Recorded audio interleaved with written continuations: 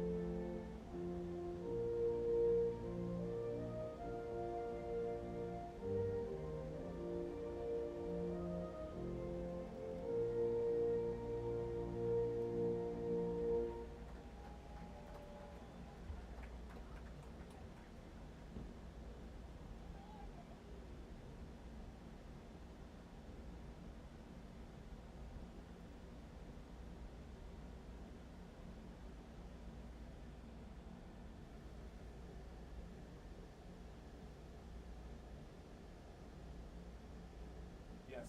Yeah, we'll be ready to go.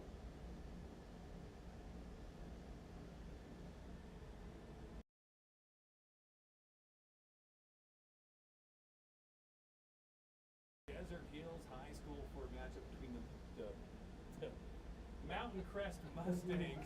Kind of got a little brain fart right there, Keith. And the Hurricane Tigers. Again, on another perfect night, we want to thank our pregame sponsor, Finley Subaru. And hey, I'm digging those Mountain Crest jerseys. Now I look at, as a PA announcer and a broadcaster, I look at jerseys a little bit different than other people. I love that I can see numbers crisp and clear. It makes it so much nicer. And that is your logo shop uniform check. It's back to school time. If you're involved in booster clubs, team sports, PTA, or any school organizations, use Logo Shop as your source for uniforms, fan gear, club t-shirts, all customized with your logo up in the Cache Valley area. So thank you again for being a high school sponsor for the Logo Shop. We certainly appreciate that and your support of high school sports. Hey, let's talk about our keys to the game, brought to you by Red Rock Auto Sales. They're on South Bluff. You're looking for a truck. They always have diesel trucks in stock. They're always lifted with nice wheels. If you want a nice ride around Southern Utah, head on over to see Josh and the boys over at Red Rock Auto Sales. Keith, what are your keys to the game here? Well, I think for both teams, I mean, the way both teams ended the year last year, it's important. Whoever can jump out to an early start, get on the scoreboard first, get some momentum, maybe create a turnover or two. I think that's going to be key. Mountain Crest was really young last year, so it'll be interesting to see, how that growth has materialized. I know on the Hurricane side, they had a lot of injuries come mid-year, and so their depth was really, they played a lot of young kids as well. So it's going to be really, I think it's going to be a competitive ball game. I think it's just who can create enough or stay away from the turnovers, and they'll ultimately probably win. That's always the big thing with a football game is just the turnovers, the takeaways, and the giveaways. It will be interesting to see. Both these programs kind of struggled last year. There's no question about it. I mean, let's not beat around the bush. They both struggled. Hurricane, with an addition to their coaching staff with Coach Carl Frankie. If you remember right, I know you weren't down here at the time, but he was the head coach here at Desert Hills High School. He won 2 state championships. Yeah. He has a ton of knowledge. And one thing that he brings over there too is, to Coach Ashby's coaching staff, is not only those 2 state championships, but he is a great offensive play caller. Well, not only that, it's a winning mentality. Yes. How to win a ball game and how to come back if you fall behind. Yep. How to maintain a lead, when you're ahead. And so I think he's going to be an invaluable asset for this young Hurricane team. And Coach Hansen on the other side of the ball, now he's been at Hurricane for a few years now, but he was part of that Desert Hills High staff that won 2 state championships as well. So there are some great coaches on that Hurricane sideline that Coach Ashby has added to his staff that I really think will be critical and crucial throughout this Region 10 season, because they've been through it all. They've been through the ringer. They've won big, they've lost. I'm excited to see that right now they have the American flag and the Hurricane Tiger flag there on the Desert Hills logo. Again, to me, that's just a little weird, but you know what? This is Hurricane's home game here being played here at Desert Hills High School. Well, let's give a shout out too to Mountain Crest. They're usually a power up in the Yes. North region. Right. I mean, when my son played in 2012 through 2014, they were always good. They had Coach Mark Wilson, who was a high prolific passing offense. Yeah. And they were stingy on defense. They would fly around and knock the socks off of you. So I don't think last year is the norm for them. Sure. For them to only win 2 games, that is unlike their program. So I'll bet with them having a season with the new head coach up there, Coach Kearney, they're going to have their guys ready to go now. Yeah, and I'm sure, again, Hurricane, they kind of want to wake up some people here in Region 10. Region 10 is just so stacked right now. It's going to be very difficult to get to the top of that. The cream of the crop, obviously, Desert Hills was voted in our media day as kind of the top dog with Snow Canyon, Dixie, Crimson, really your top 4. I think Cedar could be very sneaky. Don't sleep on the Cedar Reds. They have 9 returning offensive players on that side of the ball. I could see Cedar maybe not doing what Desert Hills did last year, because not a lot of people were talking about Desert Hills last year either, and they ran through the region. I'm not saying Cedar will do that, because I think with Desert Hills and Snow Canyon, that's almost an impossibility. But I'm just saying, don't sleep on the Reds. Yeah, they could be the sleeper team, as you mentioned, that will come up and surprise you. That if you're not ready to play every week in this region, as you know, you're going to get beat. Absolutely. So Hurricane, or actually the Mustangs will be receiving the ball, and Hurricane will be kicking from the south to the north, and Mustangs back to receive as the Hurricane kicker setting the ball on the tee as we get ready to get underway here, Keith. Yeah, it looks like Will DeCover for Mountain Crest and Dante McMurtry are back, ready for this kickoff, standing about the 10-yard line. They're ready to get this thing going. Here we go, Keith. 4A state or classification football is underway here in southern Utah. He takes the kick, takes it out just past the 25-yard line to about the 26-yard line, where it will be 1st and 10 for the Mustangs. It's always good to get the jitters out, go hit somebody else. Yeah. You've been pounding on your own Right. guys for so long. It's like, from spring ball and 7-on-7, they're just like, let's just go hit somebody else. Yeah. Feel good about it. Absolutely. These kids have been wanting to hit somebody else all summer long, I'll bet, with all the camps and then the preseason. So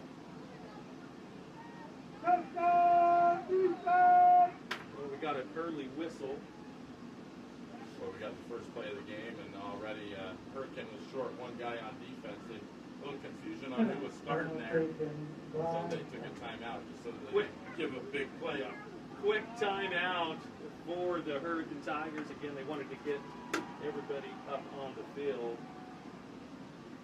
Well, it looks like for Mountain Crest, too, they're starting a young junior quarterback, Casey Cross, number 4. He was behind the center there. As I mentioned, he's a junior this year, so it'll be interesting to see how he comes out firing. Usually they are a spread option team. They like to do a lot of RPO, action run pass option.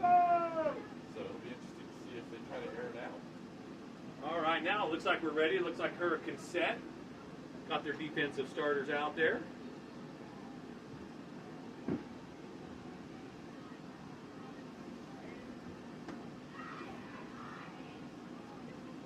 Crofts in the shotgun. Takes the snap, hands off. That's a nice little run pass on someone. They faked it to, looked like the quarterback, Crofts, was going to fake it to McMurtry, but he actually ended up taking it and got ahead for about 4.5 yards. I tell you what, I was a little confused on that. I got to get my eyeballs set on football now. I've been watching baseball all summer long, and I'm like, wait, where's the ball? Man, hey, we're getting the jitters out too, Keith, right? Yeah, bear with us for those of you at home. My goodness. We've had a couple months off now, so we might be a little rusty, but give us quite a second half. We'll be all right. Crofts again in the shotgun position. Uh-oh, snap over his head. Here comes Hurricane.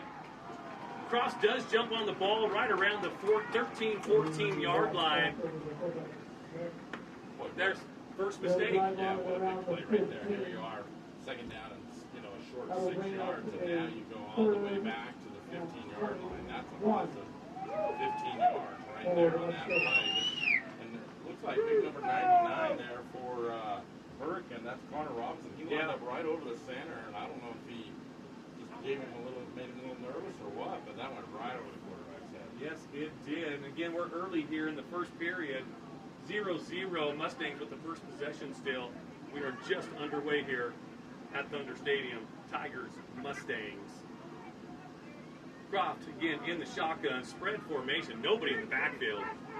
Oh, big 63 comes in. Adrix Clegg with a big-time sack. Boy, Adrix, he was at our preview show. Yes, he was. And he looked like he had been lifted in the weight room.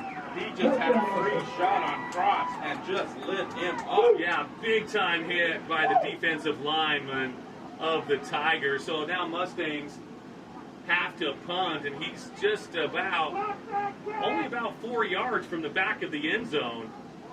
Boy, after getting 5 yards on positive yard on the first play, they got negative 25 in the next two. Carter Ashby set to get the punt. The kick to him. He gets it right around the 46-yard line. He dodges a couple, gets over on the sideline, taken down right around the 26-yard line. Nice return. Short field for the Tigers. Well, you couldn't ask for anything nicer to start off. Your defense goes straight out. Now you got 26 yards to pay dirt. So what a great start. And actually, you're not even to mention his name. He was the starting quarterback last year. That's exactly right. And he's now switched positions to the slot receiver. Such a good athlete. I thought as a quarterback he was a little undersized, but he did a great job last year. But I did think that he was a little undersized. I love where they have him now. He's more electric with the punt return, kick team, and now, like you said, in the slot. So yeah, they can do a lot more. He's very elusive, shifty as he gets the ball. So look for him to have a big game. Grondel takes the snap, hands off to Staples with the halfback. Short gain on the play, picks up about 2 on the run. It'll be 2nd and 8 Hurricane. Mark, we need to mention Grondel. You mentioned him. He's a sophomore. He's starting his first varsity game. He's a big kid. I think he's about 6'2". He looks a good 6'2", 6'3", slender kid. Looks very athletic. And he is in shotgun right now, calling out the play. Coach Frankie sending in the play to him. In the backfield with him is Hunter Prince, a junior. Fake to him. Grondel takes it up the middle. Breaks a couple. Boy, puts his shoulder pads down. Almost lays out. Nick Nielsen of the Mustangs. Nice game for the quarterback of the Tigers. I was impressed. He faked the running option and just put his head down and picked up 6-7 yards there and ran over the strong safety. Yeah, 3rd and a short 2 for the Tigers. Grondel again in shotgun. Does anybody get under center anymore, Keith? He keeps it, passes out in the flat. Oh, gets just. I believe he does get a first down. It was to Iola. Yeah, that was a great run pass. Yes, it was. They pulled it back at the last minute. Iloa just did a down and out, 5-yard down and out. But what a great tackle by Carson Olsen coming up and making sure he wasn't getting into that end zone. Grondel in the shotgun. Steps back, looking. Passes over the middle. Oh! He overshoots Iola. He had him, Keith. He had him briefly. He's a big target. Iloa. Is that how you say his name? That's how I'm saying it. Boy, he had just enough separation. He went up. He's about 6'4". He jumped in the air and threw it about 10 feet high. He just missed it. Nice play call, though, from Carl Franke for the Tigers. The Mustang defense trying to hold strong, hopefully to hold them to a 3-point field goal. Second down and 10 for the Tigers. They could hold them to a field goal starting on the 26. That's huge. Ronald takes the snap.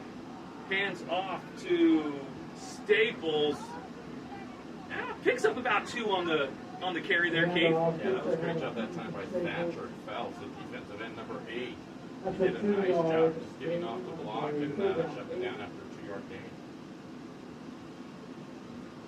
Tiger fans are all hoping for at least 25 points, because if you get 25 points, Holbrook Asphalt will do the big score dessert. You can head over to Yogurtland and get 5 ounces of yogurt free. Now Grondel goes out to his left.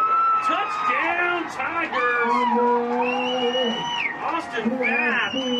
I'm showing that kid is a freshman.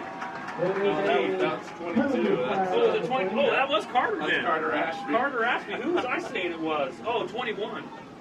Oh, but we got a flag down. They got a Oh. hold. But that was a beautiful pass. So he rolled to his left. He did. Which is hard as a quarterback, especially that young, to be able to square your shoulders and get some zip on it. He did a real nice job there. Boy, great. Again, another great play call by Coach Franke. I can definitely see a difference in this Tiger offense. Just, again, just with play calls, when to be conservative, when to go for it. Yeah. Well, this is the area of the field where I think Hurricane needs to go to R.J. Wright. He's their leading receiver from last year. Third and about 19 for the Tigers right now. Yeah, look for R.J. Wright here. Ashby in motion. Fakes to him. Screen play. Oh! Just a shoestring tackle. The Mustangs do stop him. Screen pass.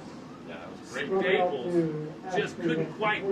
It was that great defensive play by the Mustangs. Just kind of tripped him up enough to slow him up to where teammates could kind of come up and help him out. That was Thatcher Phelps, number 8, coming up from the safety spot. If he hadn't got in there, they had 3 linemen leading them all the way down. I think they would have scored. Yeah, I do as well. So R.J. Wright, we were kind of hoping to call his name maybe on a pass route, but he is going to try to get 3 points on the board for the Tigers. Sets up in field goal formation. There's the snap. High snap. Oh, no, he has to take it. Carter Ashby running around.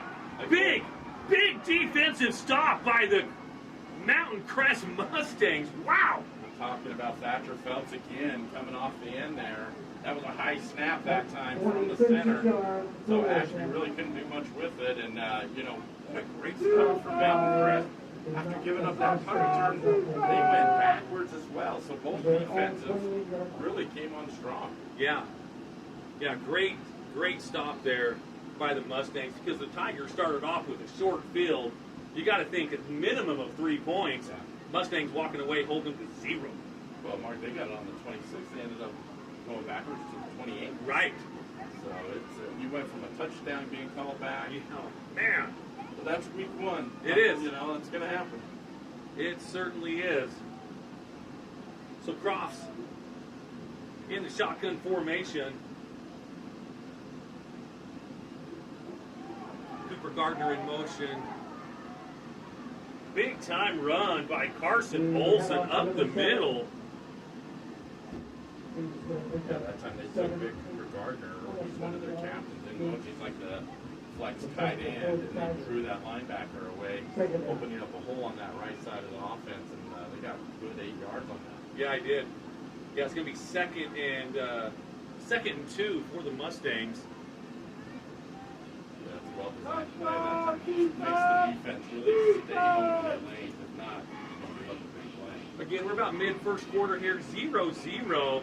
Mountain Crest and Hurricane. Mountain Crest with their second possession. Oh! what a great play defensively. Xander Ryan with the carry couldn't quite get to the corner for the Mustangs. No, that was a great play. The outside linebacker for Hurricane, number 27, that was Alexander Stubbs. He came up, initially had him, but lost him, but then it was Carter Ashby who finished him off for a 5-yard loss. Right.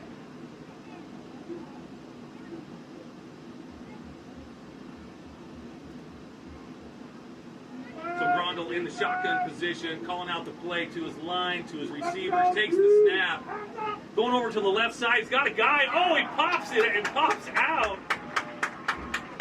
Thatcher fell. Was always open on the outside. He had the first down yardage. All he had to do was secure the ball and bobbled it. Hunter Prince with the coverage for the Tigers hit him just enough to pop it out of there. So again, we've got another defensive stop. Mountain Crest, he'd be kicking off or punting to Carter Ashby, who sits back at around the 31-yard line for this punt. Surprise, Mark, they didn't try to. There was no safety in the middle of the field. I was surprised they didn't try to go to the middle. Instead, they tried to go outside. Granted, if he got caught the ball, he would have had a first down. In the middle of that field, I'm sure they're going to come back to that formation. Timeout called by the Tigers. This is a great time for Chick-fil-A timeout. Chick-fil-A is a proud sponsor of Region 10. Get it today at your local high school football concession stands or on River Road. I love that River Road location. Actually, I love the new location even better, though. The location over in Commerce Park Point on Hilton Drive. So they got that double drive-through. It's Luke with Udine Associates at American Family Insurance. At Udine Associates, we love insurance so you don't have to. With a quick call, we can get you an instant quote with the right coverages. My team of licensed agents are ready to help you with better insurance from American Family. Give us a call at 435-251-9102. Ace is the place with a helpful hardware. See Hearst first this month for great deals on red hot buys at Hearst Ace Hardware. Make sure and get an Ace Rewards card for savings around the house, the yard, or the job site. Stop by Hearst General Store Ace Hardware, conveniently located in the heart of downtown Cedar City and St. George.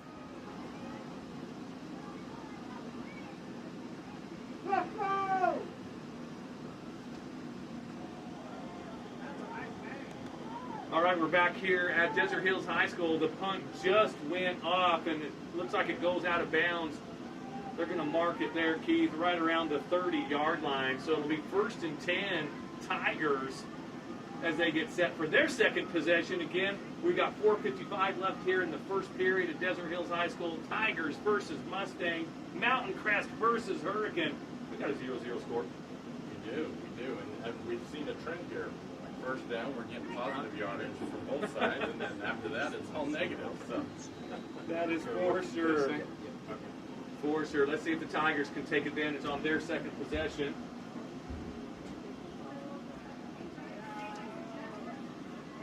Ronald takes the snap. Hands off. Couldn't quite get that number. I believe it was Staples, though. Yeah, Staples with the carry. Picks up about 6 on the play.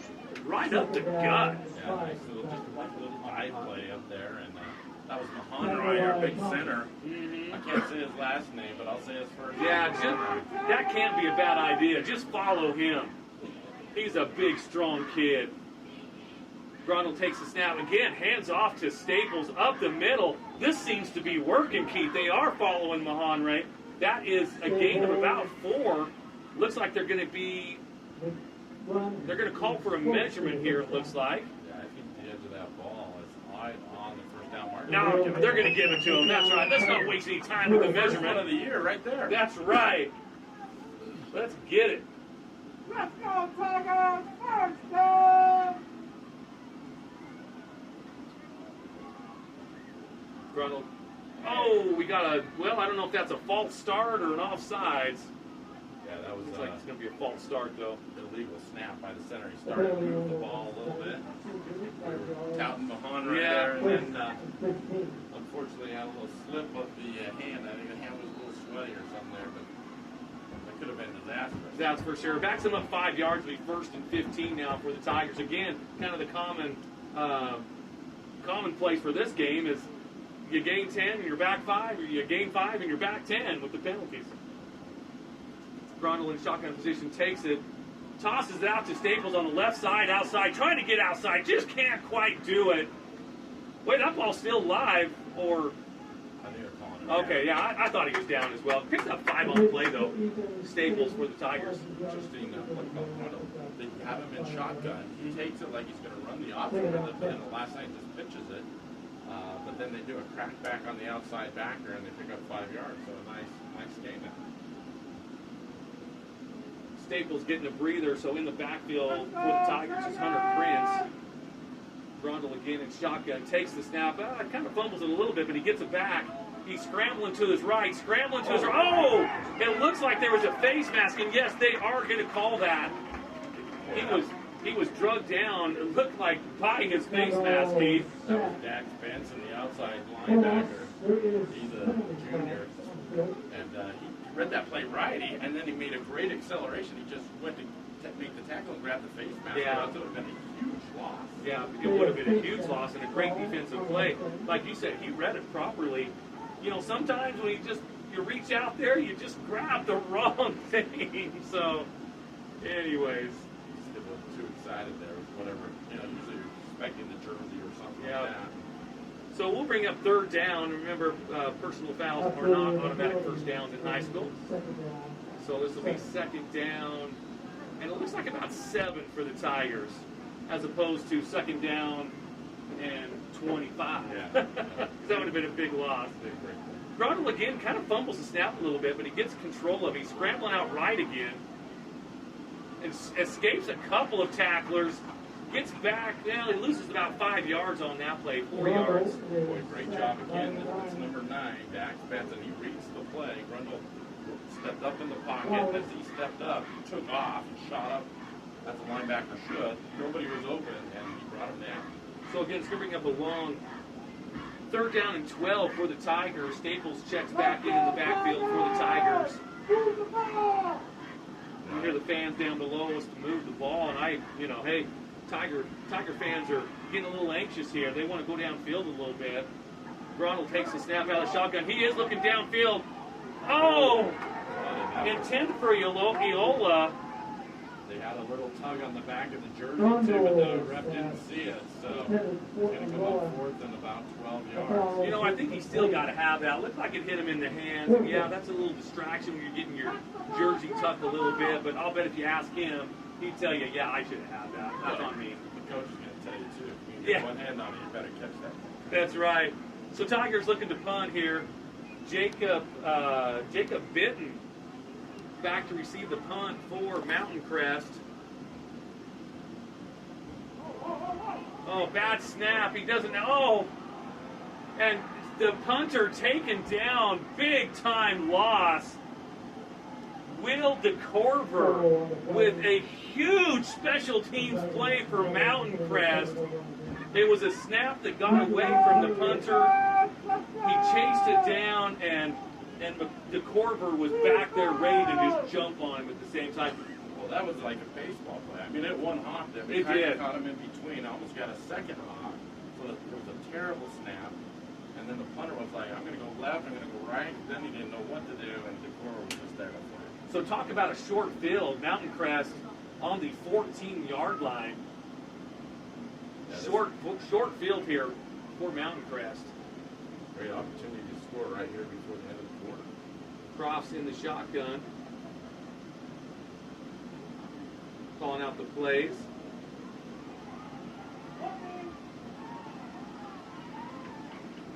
Cole Jones with the carry on the right side of the line. Picks up about 2 on the play. That was a good play by Hurricane. It looked like he'd have bounced that outside. He might have been able to score, but he decided to cut it inside before bouncing it. But Hurricane player did to him. I do see a penalty marker on the field. Looks like there's a sideline warning for the Tigers. Coach Ashby's out there saying, hey, give me a break here. Yeah, no kidding. It's the first game of the season.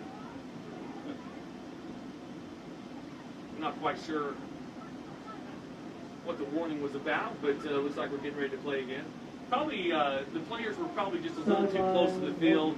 They have that, the officials have that gray area that is theirs to run up and down in. Defense! Let's go defense! Desert Hills is black. The black area, that's right. So high snap, Tiger defense just collapses on Casey Crofts. That was just a slow burner there. They were trying to do like a crossing action, a cross buck action, and give the ball off. Cross just took too long to develop, and they were able to get a sack on it. Great play by the defense. A minute 25 left here in the first quarter. 0-0 still, Mountain Crest Hurricane. There's been some good plays. There's been some bad plays, some penalties that kind of cost, certainly cost Hurricane a touchdown. Crofts in the shotgun. Trying to get him to jump. He takes the snap. Hands off to big number 7. Running down, right down the middle. Carson Olson with a nice run for Mountain Crest. Gets down to around the 2.5-yard line, Keith. That was a perfect play call. They called the delayed handoff. Hurricane was dropping into their zones trying to protect the pass.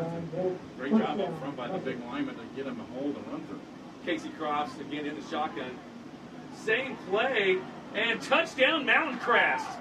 Wow, that was a great job that time. Again, Carson Olson bounced off the guy. They had him stop behind the goal line, but he was just strong enough to bounce off him and get inside there. It's a great run. Yeah, so with 47 seconds left here in the first quarter, we finally have our first score of the game. Mountain Crest gets on the board with a touchdown. 6-0 right now, looking to add on with the extra point.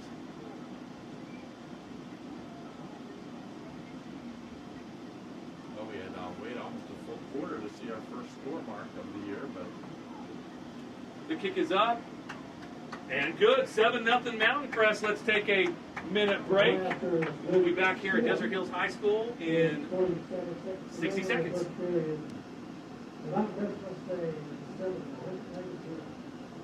We'd like to thank our platinum sponsors for their sponsorship of American High School.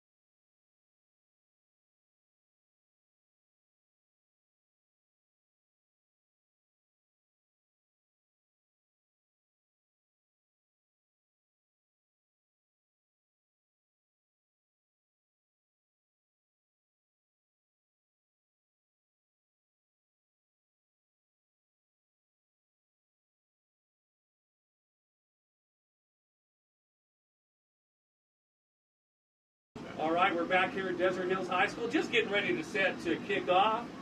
Tigers receiving after that touchdown by Mountain Crest. The kick is high on the near sideline here for the Tigers. Austin Fath takes it back to about the 20. It looks like they're going to mark it around the 23-yard line, Keith. yeah, that was a great play by Ian Allen. That's number 15 for Mountain Crest. He filled the lane beautifully, got off the block, and held him to a nice short gain. So Perkins got a long way to go to match that score.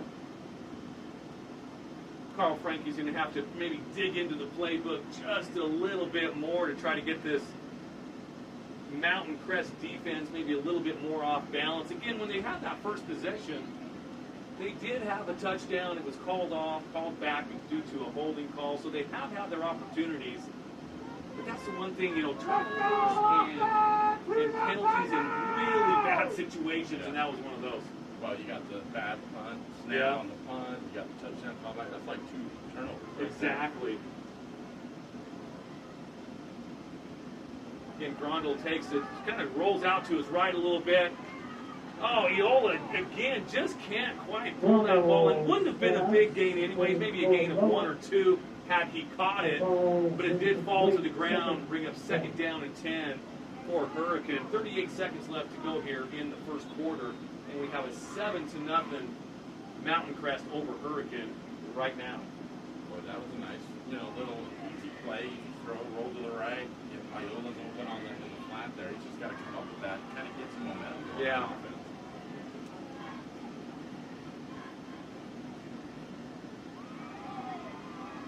Grundle takes the snap, hands off, nowhere to go for the Tiger running back. It looks like that was Staples, I believe, on the carry. Nowhere to go. In fact, he lost a couple on that play. Now the Crest defensive line, they got excellent penetration that time. That was number 7. Once again, Carson Olsen coming up from the linebacker spot, just cleaning up and did a great play. Now they're in 3rd and long. Grundle again. In shotgun, standing on about the 15-yard line, ball marked at the 20. Looks like they're just going to let the quarter run out. Not a bad idea. Let that clock run out. Head on over to the sideline, talk to your coaches, hit the reset button, and see what we can do there. So, again, shout out to some of our Mountain Crest sponsors. We've got Adams Wealth Advisors, Great Basin Graphics, McDonald's. We'll be looking for the McDonald's Player of the Game. Logo Shop that I mentioned a little bit earlier. Napa Auto Parts. We'll be looking for the best part of the game. Maybe we've seen it, maybe we haven't. We don't know yet. And then a couple of our down south here sponsors. We've got our halftime sponsor coming up. We'll be talking a little Rally Stop again if you want to swing on into Rally Stop. And now we have some locations down here in St. George as well. Cedar City and St. George. Get that big old 44-ounce drink and then head on over to the football field. Not a bad idea. We've got Infinity Title. Morgan Pest Control will be looking for the defensive play of the game. And our AWP Player of the Game, Playmaker of the game. So, again, another big shout out to all of our sponsors. We're kind of just doing some shout outs because we have so many sponsors. Our Cache Valley sponsors, our Southern Utah Region 10 sponsors. So we're just kind of doing some shout outs here. We'll do the best that we can here and not make it sound like a big old commercial. Well, you know, if it wasn't for our sponsors, we wouldn't be able to bring you these games. So, really, if we can get out and support these guys, our local businesses, both in Cache Valley and down here in St. George, we really appreciate that. Grundle in shotgun takes the snap. He looks over to the near sideline here. Nice little pass. Looks like it was R.J. Wright finally getting in the offensive stats. Yeah, they finally did a little wide receiver screen that Yes. play. Picked up about 13 yards, which we haven't called RJ's name yet, but he was, you know, coming into this an all-region 10, you know, Yeah. first teamer. Yeah, it's going to be 3rd down and 4 for the Tigers. Again, you know, I think that's one thing they need to do is just look to get him the ball just a little bit more. Actually, correction, 4th down for the Tigers. You know, that's that home field cooking. You know, they were trying to sneak one across. Yeah, they and, were. you know, even though this is Desert Hills, this is a home game for Hurricane. And trying to get a free down. Why not, though, right, Keith? Trying to get a little Southern Utah special there, right? Hey, the term that was always told to me, if you ain't cheating, you ain't trying. What do you think about that, Keith? I know that having played some of the schools down here when I was in high school, that is true. It's so true. But you got to try, right? Alicorn set back to punt for the Tigers. This time he gets the snap. Nice punt to the Mustang. Jacob Bitton. Nice little return. Not too much, but nice special teams coverage by the Tigers. Yeah, that was great. Punt went all the way down to the 30-yard line. And Yeah. They were able to convert on that. 13-yard return, but again, good coverage by Hurricane. Again, I apologize. I'm kind of stuttering over some words. I'm just trying to transform from baseball terminology to football terminology. I'll get there, I promise.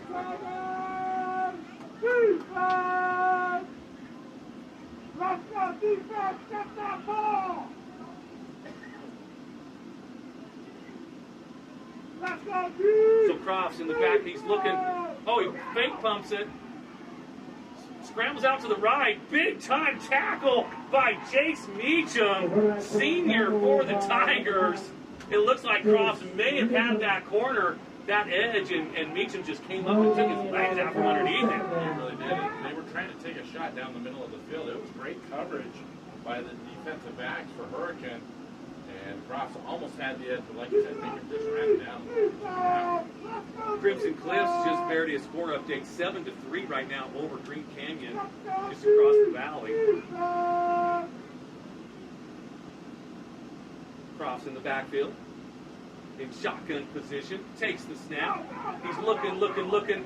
Here comes the Tiger defense. They don't get him. Oh, he had a wide open receiver, number 1.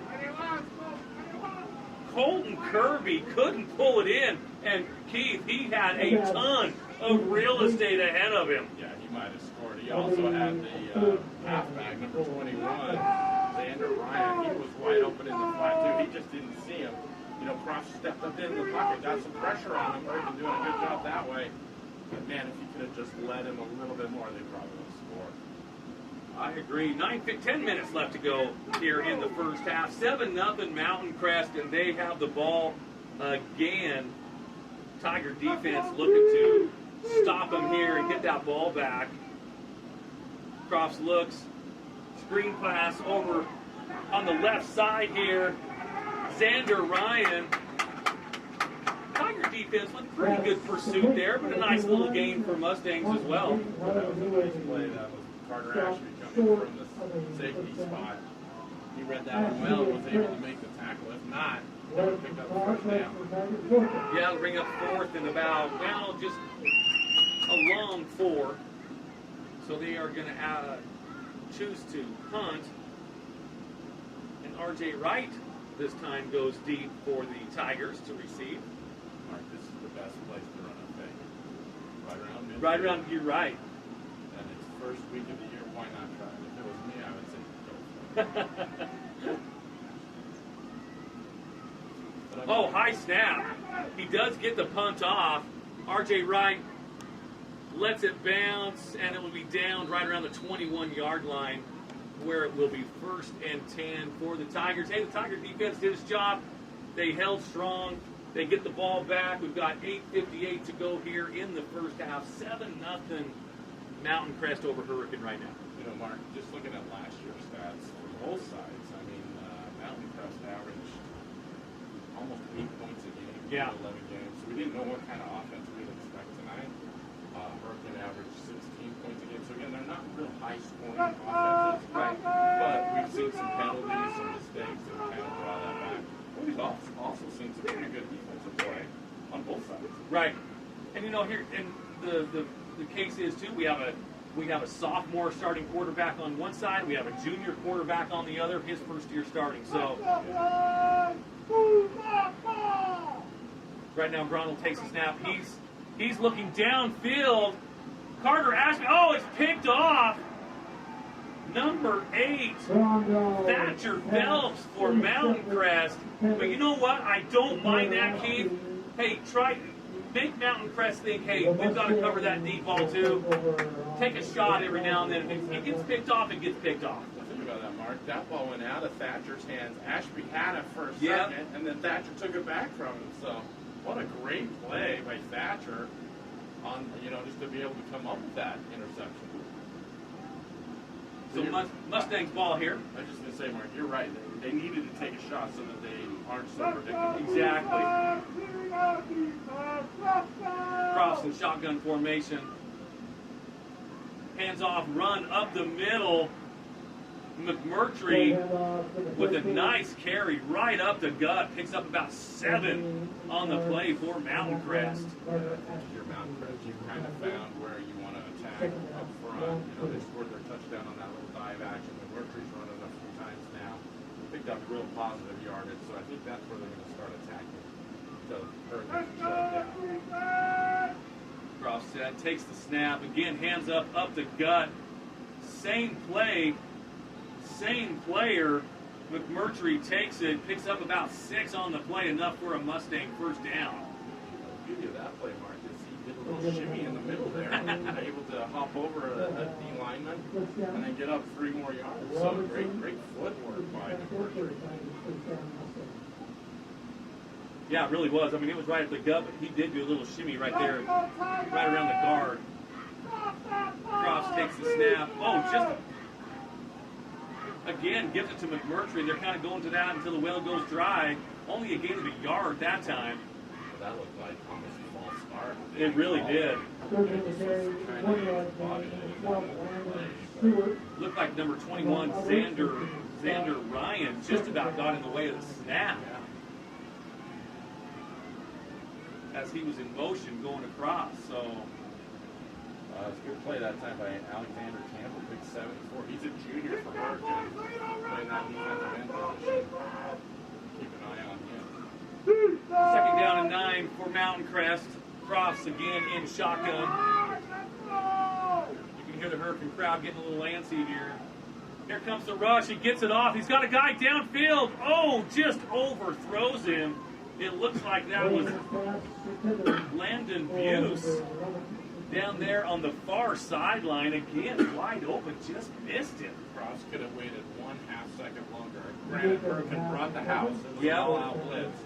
But if he could have laid it out there 1/2 second longer, they would have walked right into the end zone for a touchdown. I'm a little nervous about this coverage, though, that I've seen in the last, 2 or 3 plays for the Tigers, because there have been some wide open Mustangs and they just haven't taken advantage of it. Yeah, you're absolutely right. They've got to secure that up here as we go into the second half.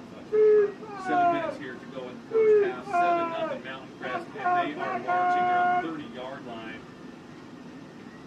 Bring up 3rd down and 9 for Mountain Crest. Crofts takes the snap, hands off. Again, McMurtry. He gets the left side. He's breaking loose. Big time block. Taken down at the 10-yard line. Big play by number 13, Dante McMurtry. Well, it's going to come back. I think you got a motion penalty or something they weren't set because it's coming back. Again, another big play, possibly coming back. Let's see what the Whitecap here has to say. And that you're exactly right, Keith. These old eyes haven't felt yet. Oh, man, I love having you by my side, Keith. Another big play, though, brought back by penalty.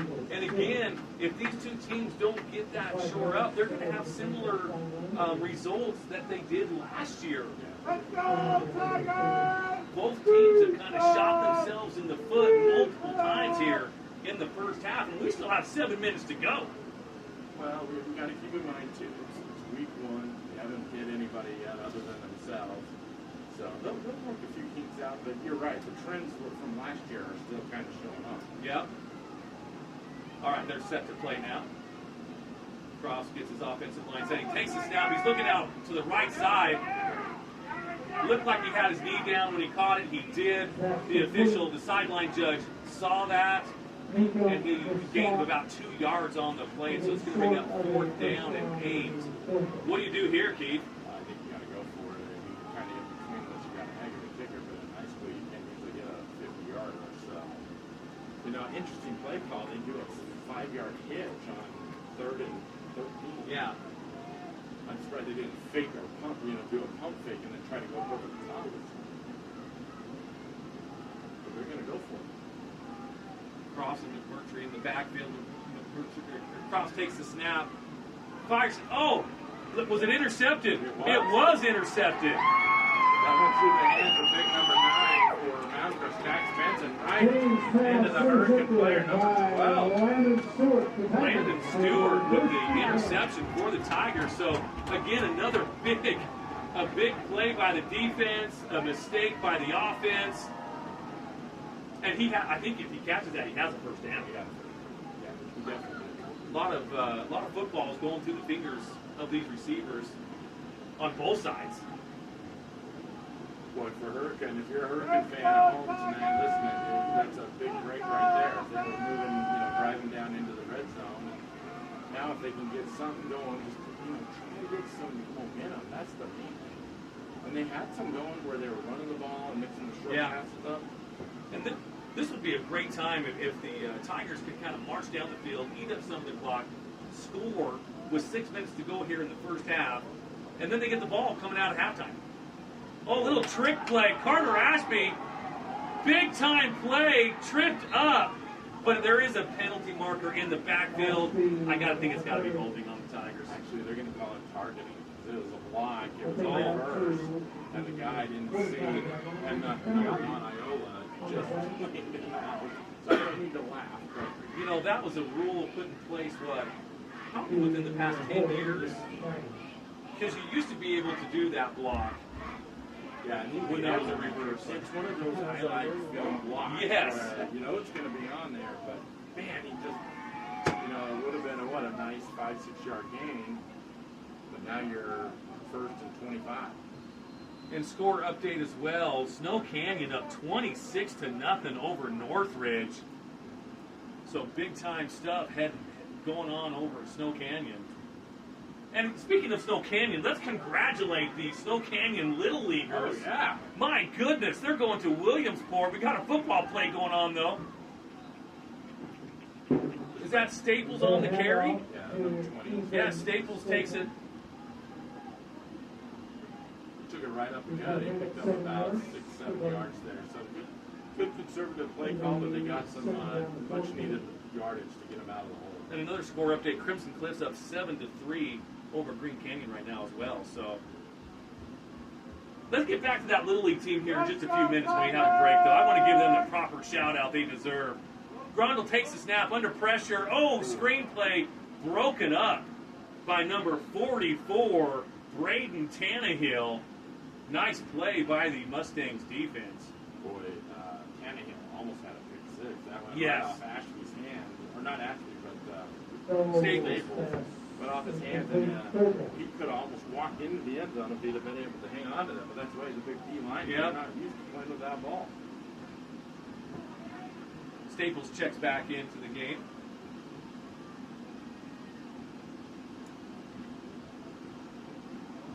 Actually, that's Fab that checks into the game for Staples.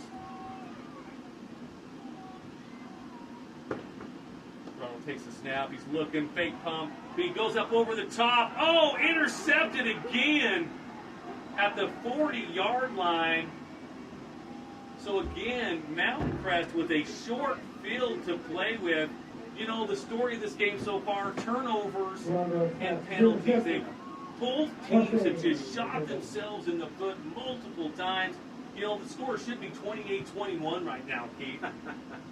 Oh, Grundle, again, he's a young sophomore. He is. If he takes 1/2 a second longer to set his feet and get some air under the ball, Yeah. they had him beat. Both interceptions have been underthrown. So. Yes. So Mountain Crest takes control here at the 39-yard line. Drops in the shotgun. Takes the snap. He's looking over the middle. He's got another play.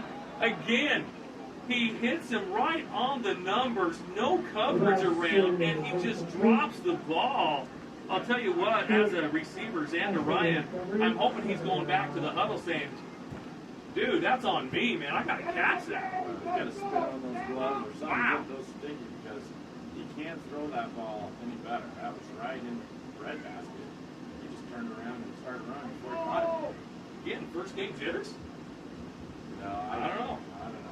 Maybe it's a little hotter than it is up in Cash. I know it's been hot up north though, so I can't blame it on the heat. So. Oh man, we'll point it out first. Yeah, first game jitters. Let's call it that. Crofts in the shotgun, waving his receiver to come in motion.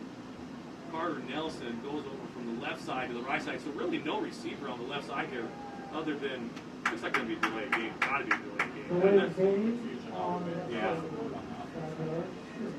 I'm not surprised not to pass the ball. They moved the ball by running the ball up the gut. Yeah, McMurtry, every time he's touched the ball, you know, he's done well. It's almost like they're forcing, they're kind of forced the passing. They need to just take what the defense is and work off of that. And again, Keith, is this a game, you know, I know every game counts with the RPI, but this is a game too where maybe you're trying things, seeing what's worked, seeing what doesn't work. So they're kind of forcing the pass game? No? I don't think so, Mark. Oh, nice move there. Because both teams won a total of 5 games between the two of them. They need to establish a winning culture. Why not play winning football? You know, rather than trying to force shot. I can't see that happening. Carson Olsen with the carry for the Mustangs. Picks up a few on the play. It's going to make a long third down for Mountain Crest. Again, the Tiger defense looking to hold strong here, get the ball back with enough time before halftime. If they can do that and settle that offense down, they really do have an opportunity to set themselves up for a nice couple of scores as they get the ball coming out of halftime. Crofts takes the snap. He's looking over on the right side. Again, a wide open receiver. And a nice little juke move, number 11, Landon Buse. Gets close to a first down. Looks like he's going to come up about a yard, maybe only a half a yard short. And it's going to bring up fourth down. RJ White, And about a yard. 4th and 1. Yeah, that was just a missed tackle by number 27. He had him in the outside flat. Just took the juke move and he went flying by him. 3:50 to go here. Again, it's at halftime. Mountain Crest has the ball.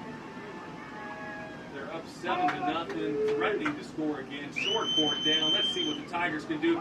He takes the flip, gets enough. Oh, breaks a couple of tackles and gets enough for a Mountain Crest first down over on the right side, the far sideline of the field. Looks like number 8, Thatcher Phelps, kind of limping off the field for the Mustangs. Hopefully he's okay. Boy, what I like about that play, Mark, big 65 for Mountain Crest. He's the offensive star. Hold around. That was Nick Tolbert. He was driving a Hurricane linebacker into the out-of-bounds area. Yeah. Got a really nice push. So first down, Mountain Crest, 1st and 10. Looks like the ball's marked around the 23-yard line, maybe the 24-yard line. Offensive line gets set, snapped across, hands off. No, he does hand off to number 7, Carson Olson. Picks up about 3 on the play. It's going to bring up 2nd down and 7 for Mountain Crest again. First half ticking down. We've got 2 minutes and 45 seconds. 7-0 Mustangs. They're threatening again as they get into the red zone, the Infinity Title red zone.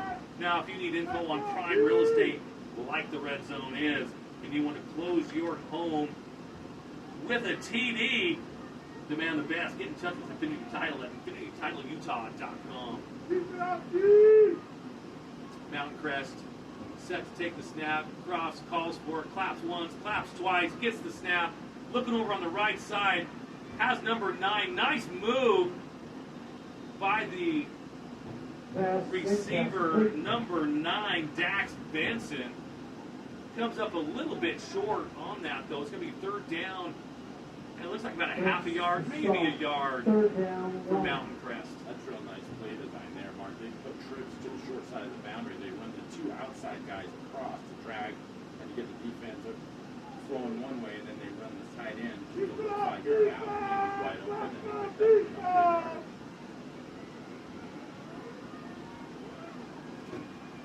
Halftime, we'll update you guys on all of the Region 10 teams around.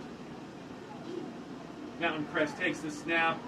Oh, big number 7 for Mountain Crest. Gets in the end zone. Carson Olson with a big-time carry on the left side of the line. I don't see any penalty markers on the field, Keith. No laundry. That was a great job up front by the Mountain Crest left side of their line. They just sealed off that end, and he pretty much got untouched to the 3-yard line and just bounced off and went in. Yeah, nice play by Mountain Crest. So 1:24 here to go. Mountain Crest looking to put the extra point on the board to make it 14-0. Let's see if they can successfully do that. Big number 70, Judd Wells is the kicker. He kicks it, puts it up. It's up and it's good for Mountain Crest. So 14-0. Mustangs over the Tigers right now. Let's take a 60-second break. We'll be back shortly.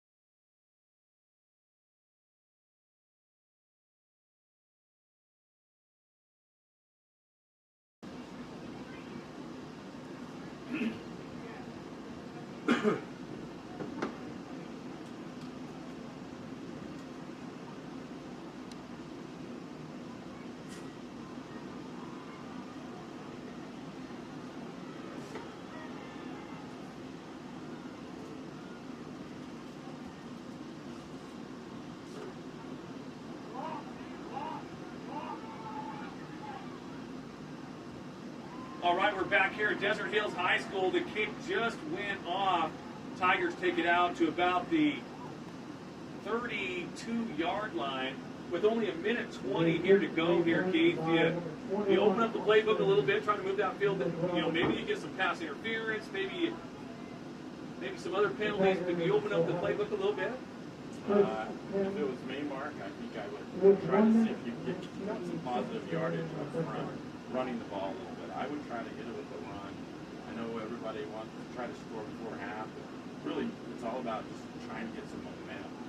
Because they're going to get the ball at the lead, right? Coming out in the third quarter.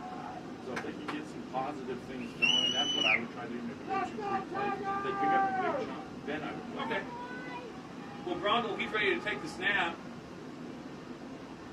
He's barking out the play to his offensive line. Claps once, gets the ball.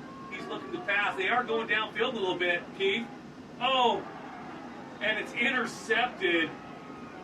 That's a great read by the middle linebacker. It was. Number 13. That was that 13? No, that's number 3. Sorry, that's Carson Waters. He just followed the back across on the out route and undercut the throw. And so, again, that's 3 interceptions now, and they're all in the first half. And I know he's a young sophomore, but I think he's a little shell-shocked right now.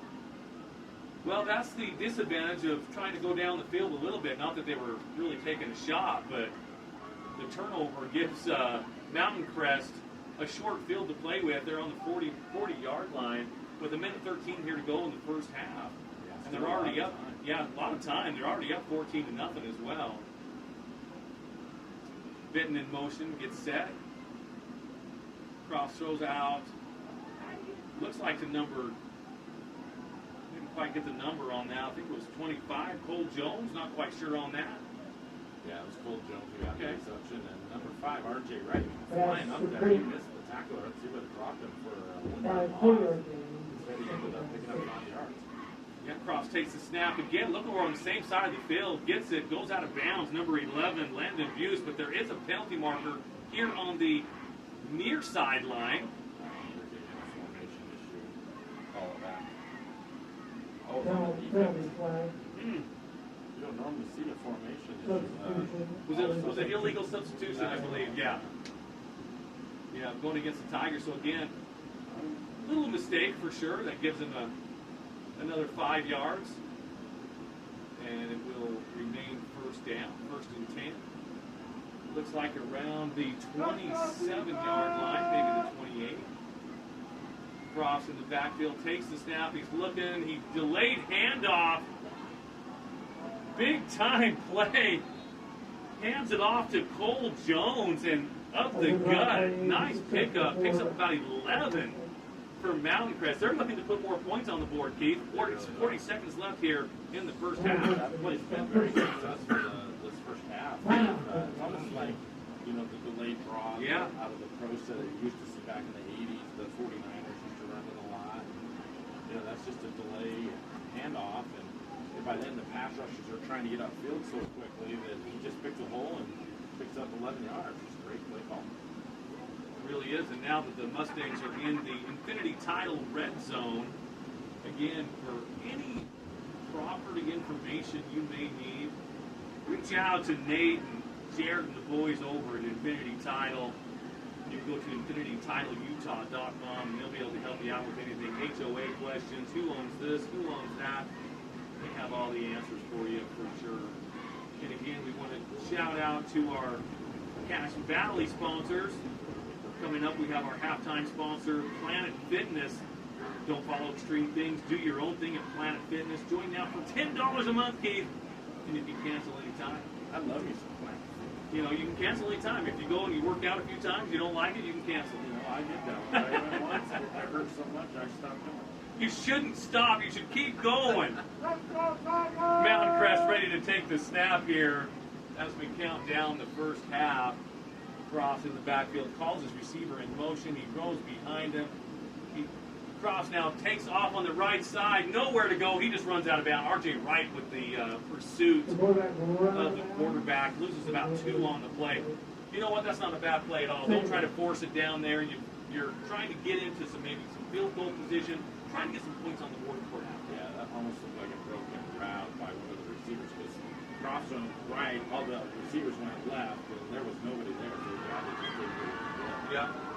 34 seconds here left in the first half. Mountain Crest up 14-0.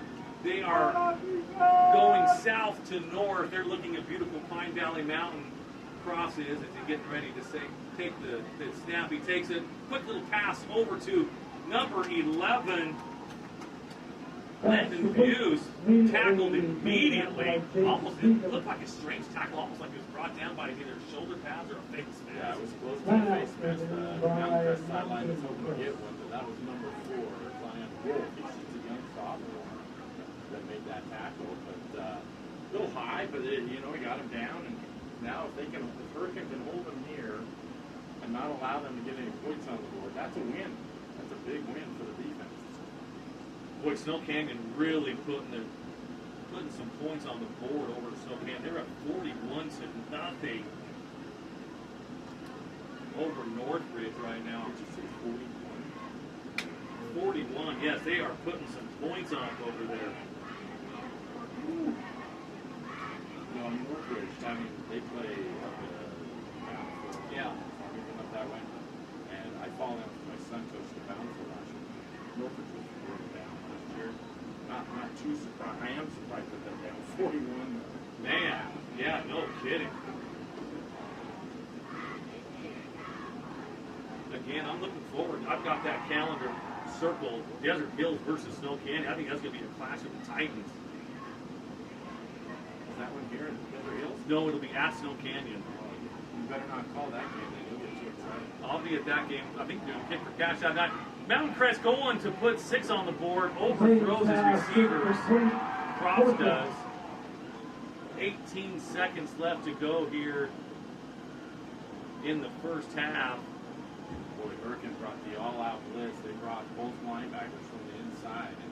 And again, Crofts just needed a half second longer to throw a little air under that ball, and they would have scored a touchdown. But great defensive play call and execution by the Tigers. And another update, Stansbury up big on Pineview, 42-0 right now. So there's some blowouts going on here on Friday Night Lights. Stansbury was really good last year. You know, they had a Utah youth running back fall in their lap as well for this year too. So look out for Stansbury. Well, and I played with Timeout Coach taken Jansen up there in Southern Utah. Yeah. And he loves a good running game. Oh, He'll run it right down your throat. it sounds like he does have one. Let's take a 30-second break. We've got a timeout on the field, and we'll be back in 30.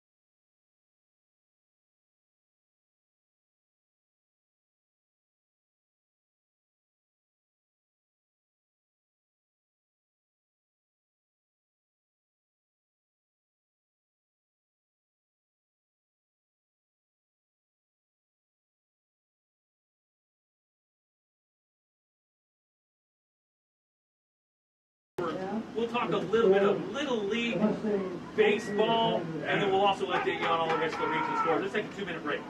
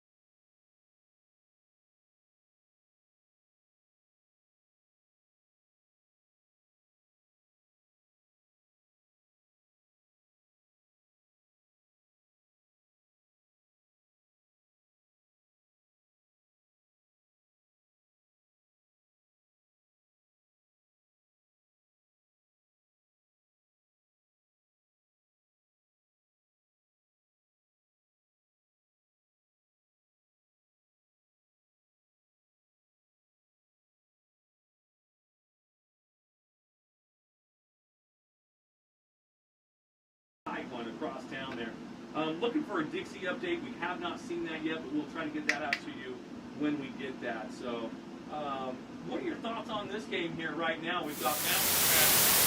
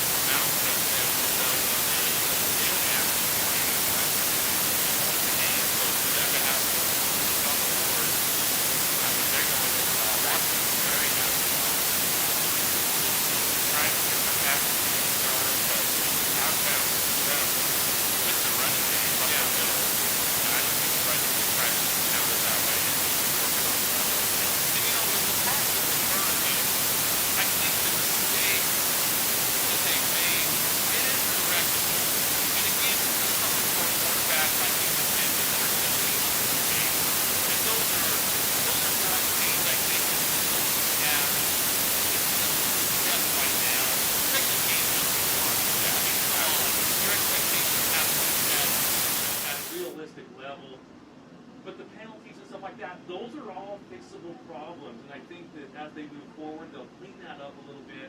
Like you mentioned, this is the first game, not a problem.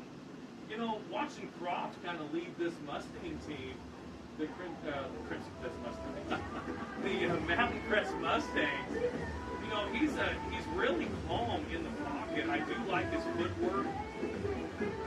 He looks to me like he's a, you know, very serviceable quarterback, absolutely. Sorry, I wasn't trying to... No, my brain was just spinning again. I'm trying to get football terminology. So he's really good. A couple of passes where we mentioned that he's going to give him a little bit more time. When they've got pressure on him, he's throwing the passes a little off. And so he needs to just get used to the feel of that. And maybe allow himself getting it, but taking that extra time and get a little more air under the ball. But let's be honest, too, his receivers have not done him any favors. Now, a couple of throws that maybe could have been a little bit more on target. They hit hands, but there were some that he just placed right between the numbers that were dropped for 10 and 12-yard gains. And who knows, after the breakaway, you know, maybe they gained another 10 to 15 yards. But there were some wide open receivers that dropped balls, and then there was also some wide open receivers that he missed on. So yeah, we just didn't pick him up with the coverage. I mean, we talked about one play where the middle of the field was wide open, yeah, as well as the front. If you would have saw either one of those two receivers, they would have big games. So for Mountain Crest, they got to be it's been a positive first half, so I think they got to be very happy with how things have gone so far. I like to look out the window here. You see these youth football players with their youth jerseys on. This kid right next to us, probably about 12 years old, wearing his Tiger jersey from youth football and a San Diego Padres hat. I like that kid already. Although, take off the Padres hat and put on a Dodgers hat, kid. Well, and then Meacher right here has a New York Yankee hat on. Although, let's give a shout out to Drew Thorpe, Desert Hills alumni pitcher, class of 2019, that state championship. He was drafted by the New York Yankees not 3 weeks ago. Really? Yes. Good for him. Congratulations. Isn't that's unbelievable? So, to all you kids listening out there, it can happen. Look at some of our professional athletes that we have. We have Nate Sewell, again, Desert Hills alumni. File, his first name's not registering in my mind right now. Dylan File. You know, in the Brewers organization, again, Desert Hills alumni. But and now Drew Thor. It can happen. It can happen. All these kids here in Region 10, you know, it can certainly happen. Noah Sewell playing up in Oregon, he's going to get drafted as well. So anyway, a lot of good stuff here happened. You got Peyton Wilgar at BYU. And Peyton, yes, exactly. You got Turner for BYU from Dixie as well. Yep, he is. So kids, just chase your dreams. You only live once. Absolutely. It can happen, and just don't give up on yourself. It's possible. Just try it. Again, this halftime is brought to you by Planet Fitness up in Cache Valley. Don't follow extreme things. Do your own thing, Keith. You can do it at Planet Fitness. Join now for $10 a month, and you can cancel anytime. So again, if you just get tired of going or you get out of the habit, it's so easy to get out of the habit. That's the hard part. You know, yeah, exactly. That is for sure. You can cancel anytime, though, so that's always kind of a nice thing. Let's take a 2-minute break, and we will be back shortly here at Desert Hills High School. Can you read the other scores? Pineview? Can you read You want to know? You did already? Well, we can't announce. We don't have that. Yeah. We can tell you though. Yeah, we can tell you though. Pineview is getting killed, 41-0. What is it? Pineview is losing 41-0. And then Snow Canyon's up 42-0. Oh, Canyon is up 42. Yeah. And then over at Crimson, 7-3 Crimson right now over Great Canyon. Halftime. And it's Eloa. It's Eola. Sorry, okay. Eola. Yeah, Eloa. Eloa. Okay, I'm writing that down. Those, they look like two. That's terrible. Eloa. Is that Thank your you. boy? Yeah. Okay. Thank you. You gotta give a shout out to his mom.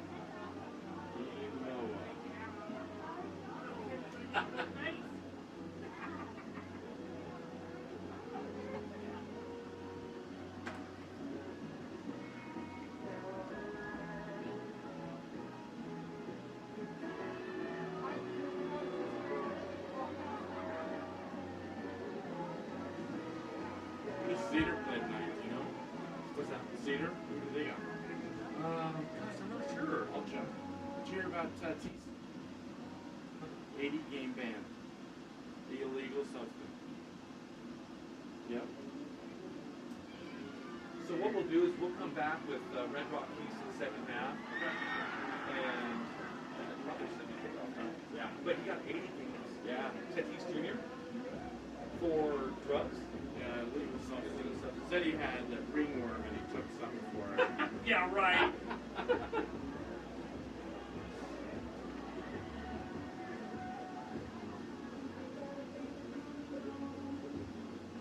All right, back here at Desert Hills High School. Matchup between the Hurricane Tigers and the Mountain Crest Mustangs. Mountain Crest getting the better of the Tigers in the first half. They're up 14-0. And let's talk about our Red Rock Auto Sales keys to the second half, Keith. What do the Tigers need to do to get back in this game?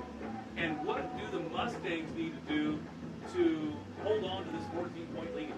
Well, if you're a Hurricane fan, they need to get some rhythm on offense. And I think it's going to be on the ground games, quick hitters, something to where I'm sure back and so they're going to need to educate maybe a big player at the top, so they can try to get a score and get back in this. If you're Mountain Crest, you just say, hey, it's business as usual. We've had good pressure up front. They do some defense. Let's just kind of hold them at bay like you have been, and I think we'll have a good run right back. Yeah, I think so too. You know, Mountain Crest's going to have to clean things up a little bit, certainly going into Region 11 play. You know, teams like Ridgeline, you know, they're going to be able to put some points up on the board up there in Region 11. So Mountain Crest's going to have to clean it up a little bit, but they do have a 14-0 lead here right now. Again, I like how Croft looks in the backfield for the Mustangs. It looks like he should have a pretty good season going forward. So just some other Region 10 updates. Again, right now, Crimson Cliffs up 7-3 over Green Canyon right now. Looking at the score here. Spanish Fort, they're up 7-0 over the Cedar Reds right now. So, hey, Cedar Reds putting on a good battle up there. Springville up on Dixie right now, 28-7, just across the river over at Dixie High School.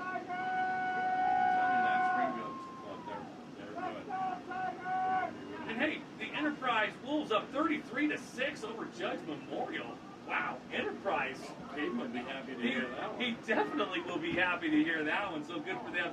And we gave the Snow Canyon and Pineview scores a little bit earlier. They're both involved in blowouts. One of them, the Snow Canyon game, Snow Canyon, the Warriors are blowing out their opponent, and Pineview not, Stansbury's not being a very good host up there to the Pineview Panthers. A little rough for We the would Panthers. like to remind Yeah, you for the sure. defensive Hey, before we get to the stands second half, let's take a 30-second break. We'll be back here for the second half kickoff.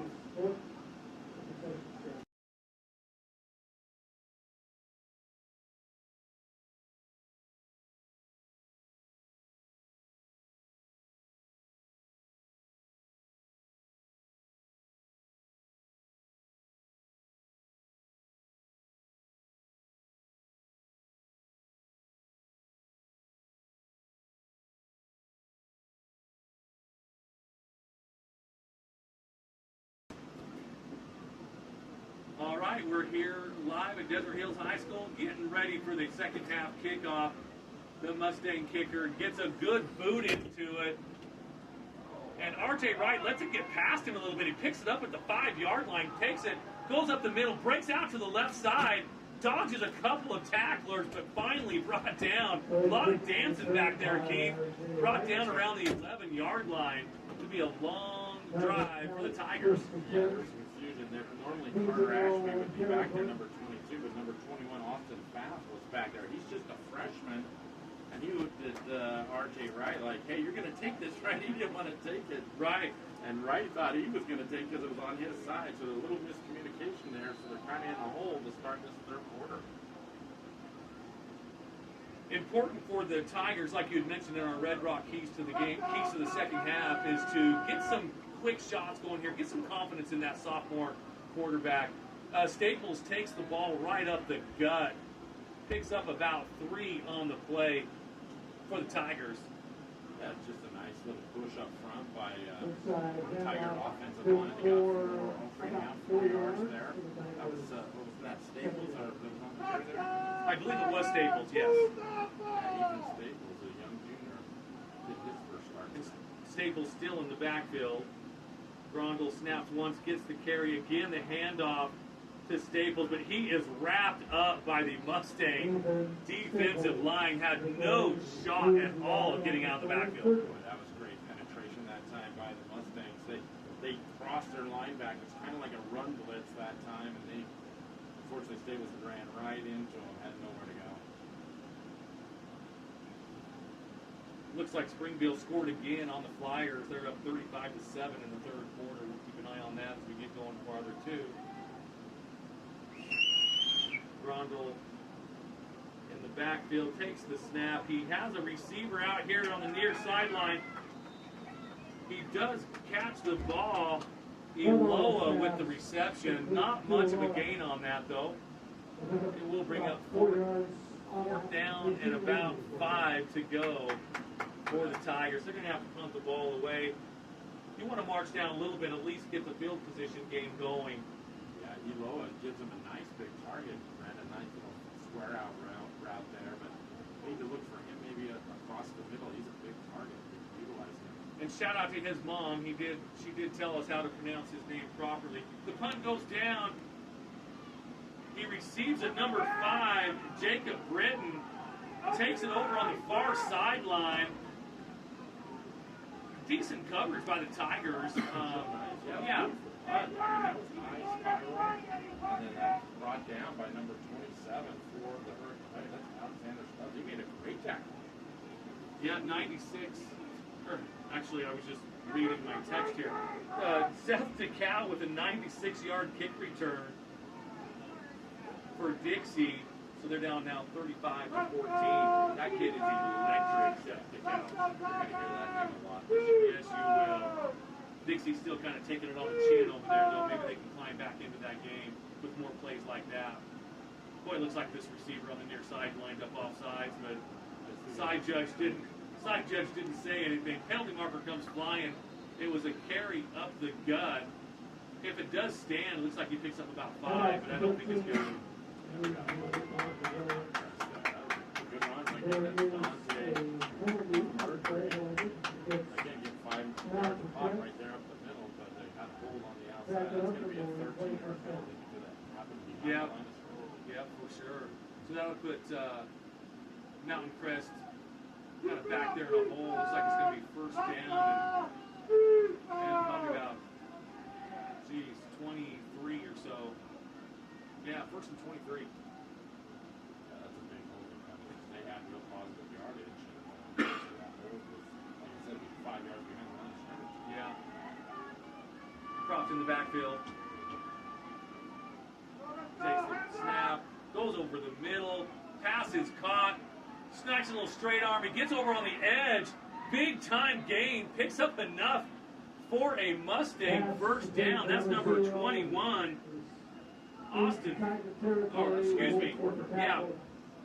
First down Mustangs. Oh, was it 0? Yeah. Okay, we'll take it. He's a young junior as well, and the positive thing about that catch was the run after. He did a nice straight arm on the defensive back and picked up 15 more yards. Yes, he really did. Crofts takes a snap, looking to the same receiver again, and again caught by DeCorver.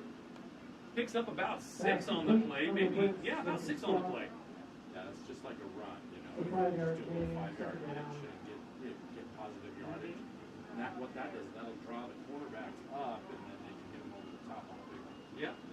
Crofts again takes it, hands it off up the middle.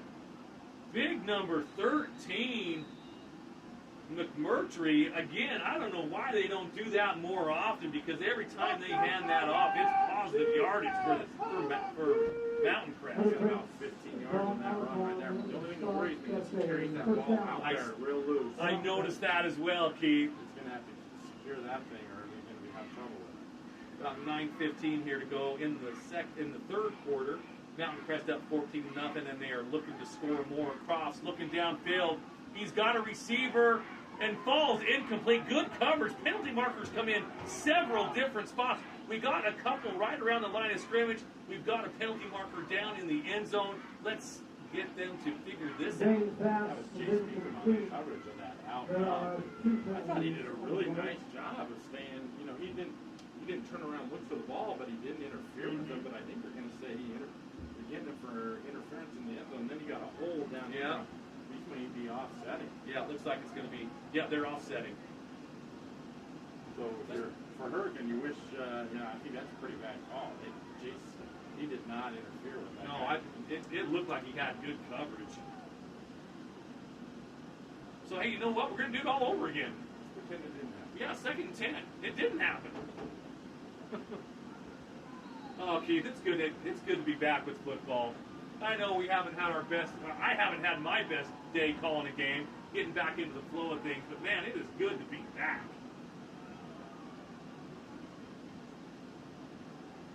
Well, I'll tell you, Crofts looks really comfortable back there in the pocket. He seems to, taking a couple hits, and now he's a lot more comfortable behind center.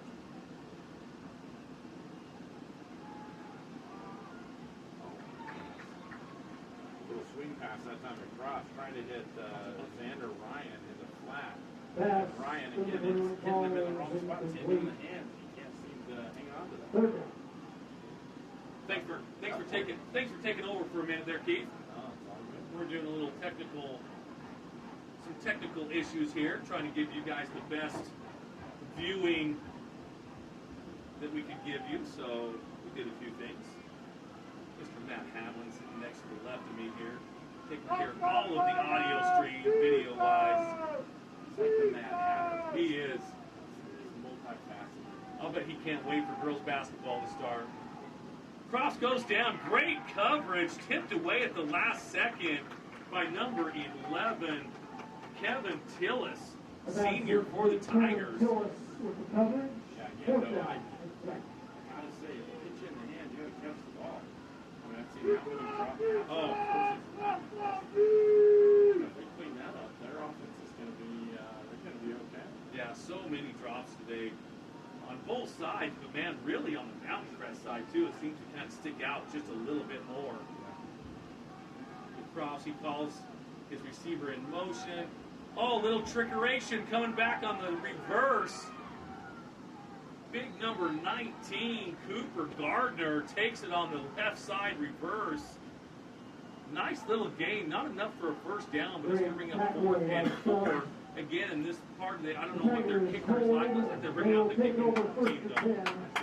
Oh, that was 4th down. That's a nice hole for the Tigers. That's what happens when I kind of distract myself a Well, little no, I bit. looked over at the down marker. It was on 3. So Okay. we were both kind of confused. Gotcha. So we apologize to you. Well, and again, this is the first game for the chain gang, too, so we got to let them off the hook a little bit. If it was a playoff game, it would be Definitely unacceptable. Tigers take possession. Grondel takes a pass, stands in the pocket, overthrows his receiver.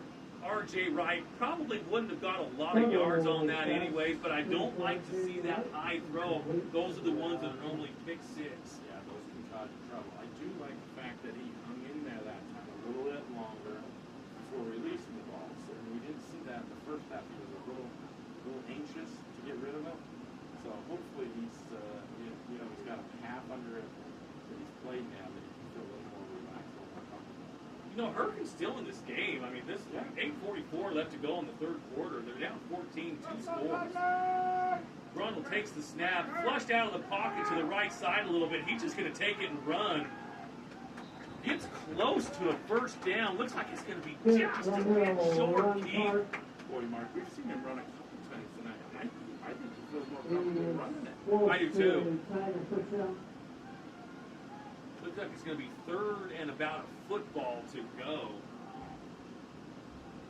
This is where I don't understand why they don't get under center. I know the spread is like. I totally agree. But if you got under center, it's just sneak the ball. He would have a first down. Yeah, easily. I mean, why set yourself back there 5 yards? Yeah, I totally agree with you. And you just don't see centers going, or quarterbacks go under center anymore. Maybe that's the old school. Maybe. But they are going to give them the first down, though. They said, I guess, I don't know what they were thinking. It looked like they were about a football short, but then they decided, let's give them a first down. They just ditched the forward. Oh, he got it. I miss the days of old Tom Landry where the lineman would stand up. Yeah, I remember that. Yeah, I remember those. Those were great days. Tigers take the snap. Grondel hands off. It looks like the State was on the left side. Ball pops out. Looks like he jumped back on it, though. And it might be a gain of about 2 yards. Tigers very fortunate to get that ball back. I thought he might have got that corner. He'd have had a few more yards, too. Too bad he couldn't hang on to that thing. He's taken a couple of neat shots tonight. The freshman Austin Pfaff checks in for Staples. This is invaluable experience for them. I got a story about Pfaff here, too. I'll tell you in a few minutes.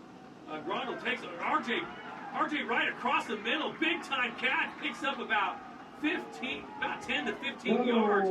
When a penalty marker comes down in the backfield, Whitecap is just telling the Mustangs to keep walking. Let's see what this is all about, Keith. They're going to get a personal foul on number 44 or 17 for Mountain Crest. Taking a shot on the quarterback after the throw. Yeah, you nailed it, Keith. Again, that's why I like you by my side. That is unsportsmanlike conduct. Braden Kenny. He called his name a couple of times. First down, This one was a good one to be called. Shout out to our Cache Valley sponsors, Express Auto and Tire, Les Olson Company, New Horizon Beauty College, and D&D Auto Salvage. Thank you for your Region 11 support. Certainly appreciate it. Tigers take the snap, hands off to Pfaff. He is just wrapped up in the backfield, loss of about 4 on the play. Boy, that was great penetration that time by Porter Kennington. He just shot through the left tackle gap, and Pfaff had nowhere to go. He just gobbled him right up for a 4-yard loss. So about 3 years ago, I was announcing announcing the Hurricane Tiger Championship game, and Pfaff was on my roster, but it was spelled Faith. So when I saw the roster, I got the George Michael song, "You Gotta Have Faith, Faith, Faith." So every time he carried the ball, I'd play that, and his sister came up a little bit later in the game. Grondel takes the snap up the middle, again looking really good with his legs. Picks up about 9 on the play. But I would play that song, You Gotta Have Faith. His sister comes up to the press box and says, our last name is Faith, not Faith. And I'm like, oh, dang, that was perfect though, man. You had the perfect song? I did. And, you know, I try to do a little prep work when I do that kind of stuff to kind of make it fun for the kids. But, yeah, it was spelled Faith on my roster, though. That's right. Fath out in motion. Grondel getting flushed out of the pocket. Still looking downfield. Just throws it away. Smart move by the sophomore quarterback. Yeah, that was the right move. It was 3rd and short. Rather than take a sack or get called for intentional ground. Yeah. Or throwing it up for an Yes. interception. Right. That was smart. And for the Tigers, you got to go for it here. You're on your own. Oh, yeah. 35, 36 yards. What an easy yard. Yeah, absolutely. Hey, what about a delayed run up the middle by Grondel? I think that could possibly be a play to call here because he has looked really good on the ground. Yeah, if I'm Hurricane, I'd send everybody 10 yards down, do some Yeah. zone, try to get the edge rushers up, and then just have them slip through there.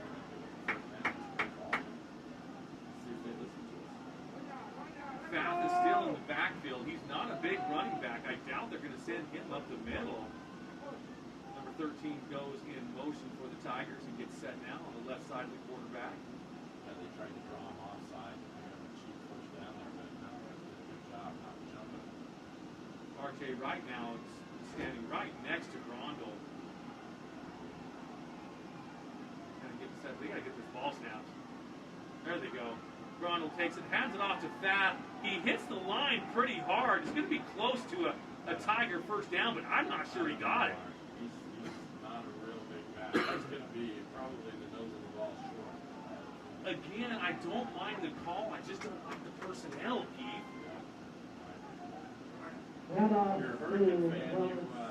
You had a good thing going. You had some good momentum going, and then, like you said, the personnel did a play call. It's not sure. Put your quarterback underneath and move forward. Again, I think that's just a play that is just outdated, but it was so effective. I mean, again, why set yourself up 4 or 5 yards deep when you only need a yard? Now you need 6. Well, turnover on downs. Mountain Crest with the ball now. Croft in the backfield. He takes the snap. He's looking over to his right. The ball is caught, but then fumbled. Did they count that a reception? No, it wasn't. Incomplete. They're calling it incomplete. So no recovery on that. Well, that was a great play by number 11 for Hurricane. Kevin Tillis, the senior, coming up, making a strong tackle. It was a bang-bang play. It was. Could have gone either way. Unfortunately for Hurricane, didn't go their way because they landed on the fumble. But now we're on another sideline. I think they're pretty angry. They thought that was a catch and a fumble. Probably some words were said. We'll see what happens here. Again, they've got some coaches down there with some personality, so it wouldn't surprise me at all if some words were dropped on the sideline. Oh, now they're Coach Ashby and that line judge. He's excited there. Looks like it's going to be 2nd down and 5 now for Mountain Crest. They're up 14-0 here with 5:43 to go here in the 3rd quarter. And they are marching on to the north side of the field. Oh yes, big number 99, Connor Robinson, first to slow down the Mountain Crest running back. Yes, he is. He's not very big, but he is wide. Yes, senior. He just shot through that gap and was able to bring down Carson Wilson, release the first player to him and slow him up. So it's a big 3rd down. It really is. Yeah, Hurricane needs this stop so they can get the ball back, without them being pinned down there on the punt. This would be a big stop. 3rd and 4 for the Mustangs. Now Croft takes a snap. He's looking, standing in the pocket, getting flushed out. Oh, they got it. Oh, big time sack by the Tigers. When they dropped this to the safety off the end there. That's Alexander Stubbs. He fought off the block and brought him down for a huge loss. Big time play for the Tigers defense. They needed that for some momentum change. Now let's get the offense to set up and go score. R.J. Wright, he's going to take the punt first, though. R.J. Wright, let's see if he can get a return here for the Tigers. Oh, we've got another sideline infraction. It looks like on the Tigers. This line just is not like whatever. He's telling them, look, this gray area is mine. And it is true. You know, it's not going to change. It's still going to be a punt. That's a huge penalty. That's a 15-yarder. Oh, my goodness. That's their third time that they've been flagged for that. Sideline infraction. Wow.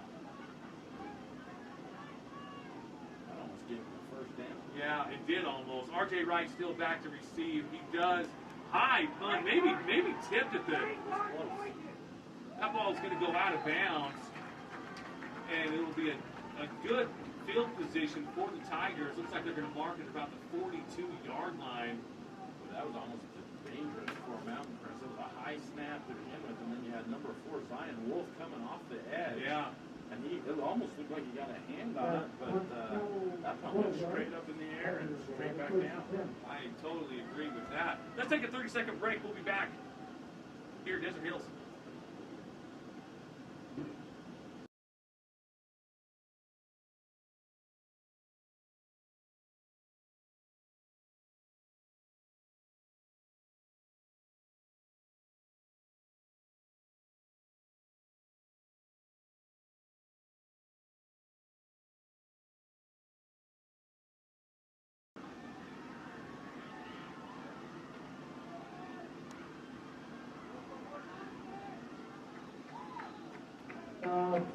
To McGraw, he's going to pick up 3 yards.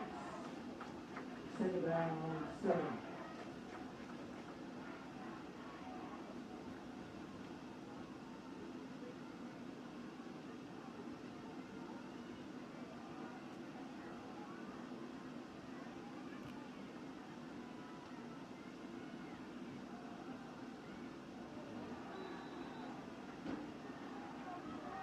All right, we're back here at Desert Hills High School. We missed a couple of plays.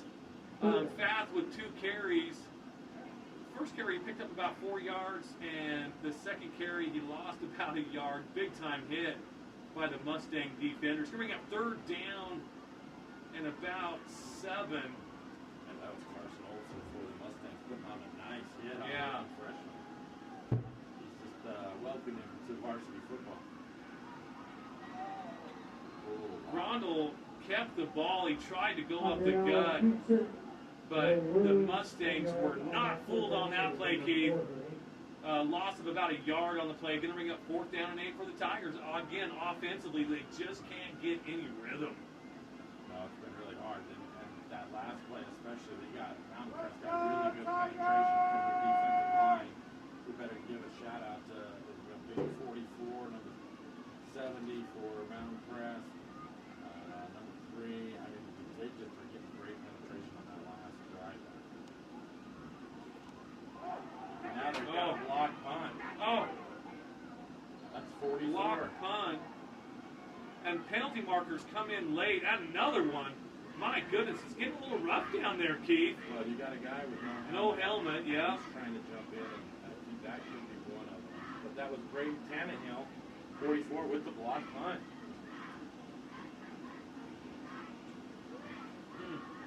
Let's see what they do here, kind of clean this mess up a little bit. Again, penalty markers all over the field. Shiny beaches. They haven't been used very much. No, they're brand new. And we want them to look new the rest of the season. We don't like penalties. No. You know, that was one thing I noticed last night with the Desert Hills Brighton game. Certainly that first half was really a clean played game for a first game of the year. Yeah. I was really impressed. Both teams, you know, yeah, there was a couple of offensive starts, but other than that, it was really a clean game. Probably legal touching. That is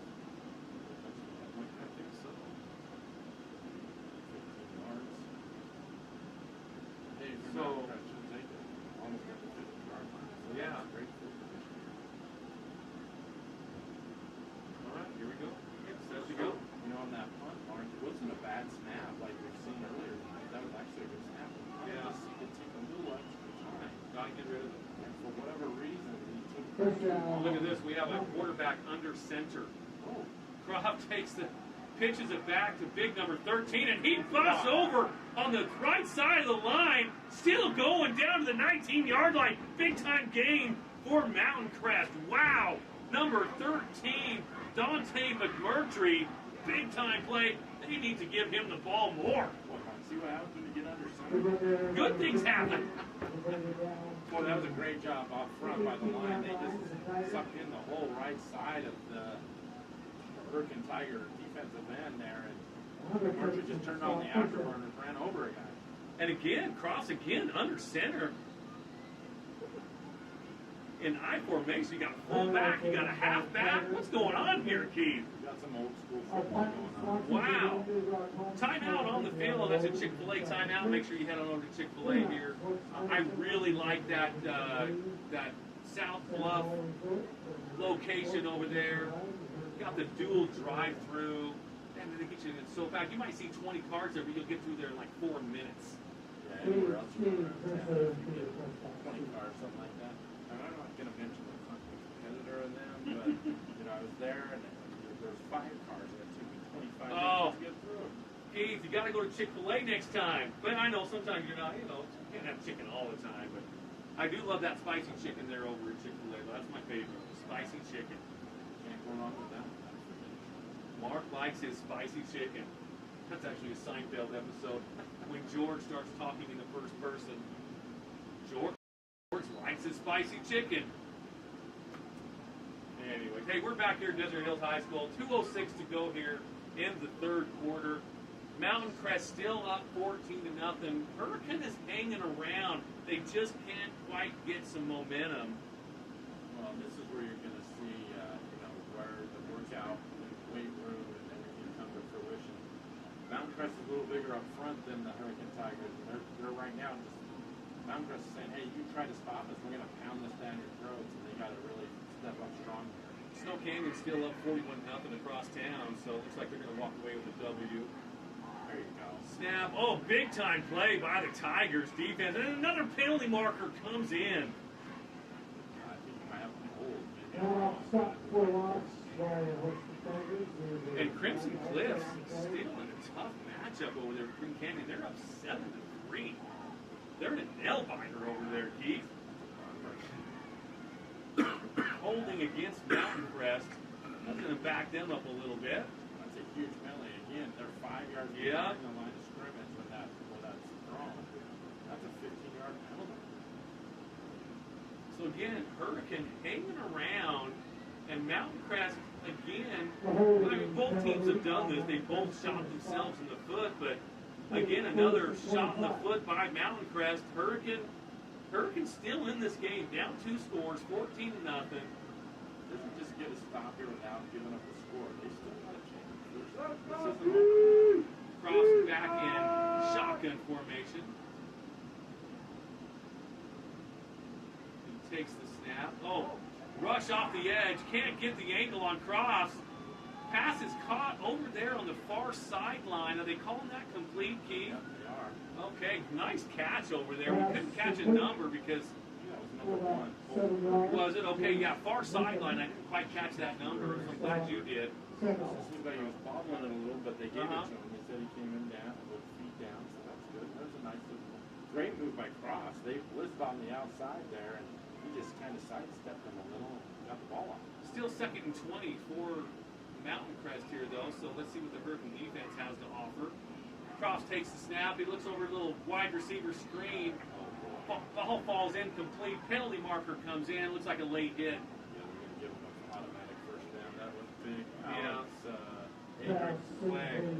He got a free shot on the quarterback because it was a screen play, and he got rid of the ball, and Adrian said, hey, I'm still going to hit you. You know, those defensive linemen, they work so hard. They'll get so close, and then the quarterback throws the ball in. You can't hit him. So I can see some frustration sometimes. Man, I'm still going to just give him a shot. because I work so hard all game long. Just let them know I'm here. Exactly. I'll take the penalty. Well, that's a big penalty. It is a big penalty. I Would have know. been third down and what, about 15, 18 yards? Yeah. Instead, now it's first. Now it's first and 10. To 14. Yeah. After the penalty, the Tigers. It's frustrating being a defensive lineman, though. First and 10. What position do you play, Keith? Inside 15. I played quarterback and linebacker in high school and the end of the Southern Utah. Okay, love it. So you know what? You know the DM. You know that frustration. Big lineman. Cross in shotgun formation. Trust me, they like to just lay on. Carson Olsen takes the handoff, and the Tiger defensive line was not fooled at all. Loss of about 3 on the play. It's going to bring up second down and 13. We got a minute 35 to go here in the third quarter. Again, Mountain Crest up 14-0 right now. That was a great play. That time by the linebackers for Oregon. They just read the play perfectly. And again, a 3-yard loss. Just shooting the gap there on the run play. Mountain Crest breaks the huddle. Crofts in the backfield with Olsen right next to him. Takes the snap. Rush on the left side of the line. Ball is caught by number 19, Cooper Gardner. Takes it down inside the 5-yard line. And that is your Infinity Title red zone. Again, a big shout out to Infinity Title here in St. George. They are a red zone sponsor. If you need any information on HOA or any type of property that you might need, go to infinitytitleutah.com. That was a great play by Cross. He just hit the big tight end, Cooper Gardner, and Gardner just rumbled on down inside the 5-yard line. Brighton sets a taker. Brighton. Mountain Crest takes the handoff up the middle. Touchdown, Mountain Crest. Touchdown, Muscle. Boy, that's a tough break. The Hurricane inside linebacker shot the gap and actually got a hand on him behind the line of scrimmage, but he was able to break that tackle, and that was that. No one there to stop him. Was that Olsen on that carry? Yeah, that was Olsen. That's his second TD of the night. Nice game. Similar type run where he broke a tackle down here in the first half. Boy, I'll tell you what, with Olsen and McMurtry, they really have a couple of big, powerful backs that have some speed as well. They're going for the extra point here right now. The ball is down, blocked, so that's going to be no good. Right now we have a score of 20-0 Mountain Crest with 30 seconds to go here in the third quarter. Let's take a 30-second timeout. See you in 30.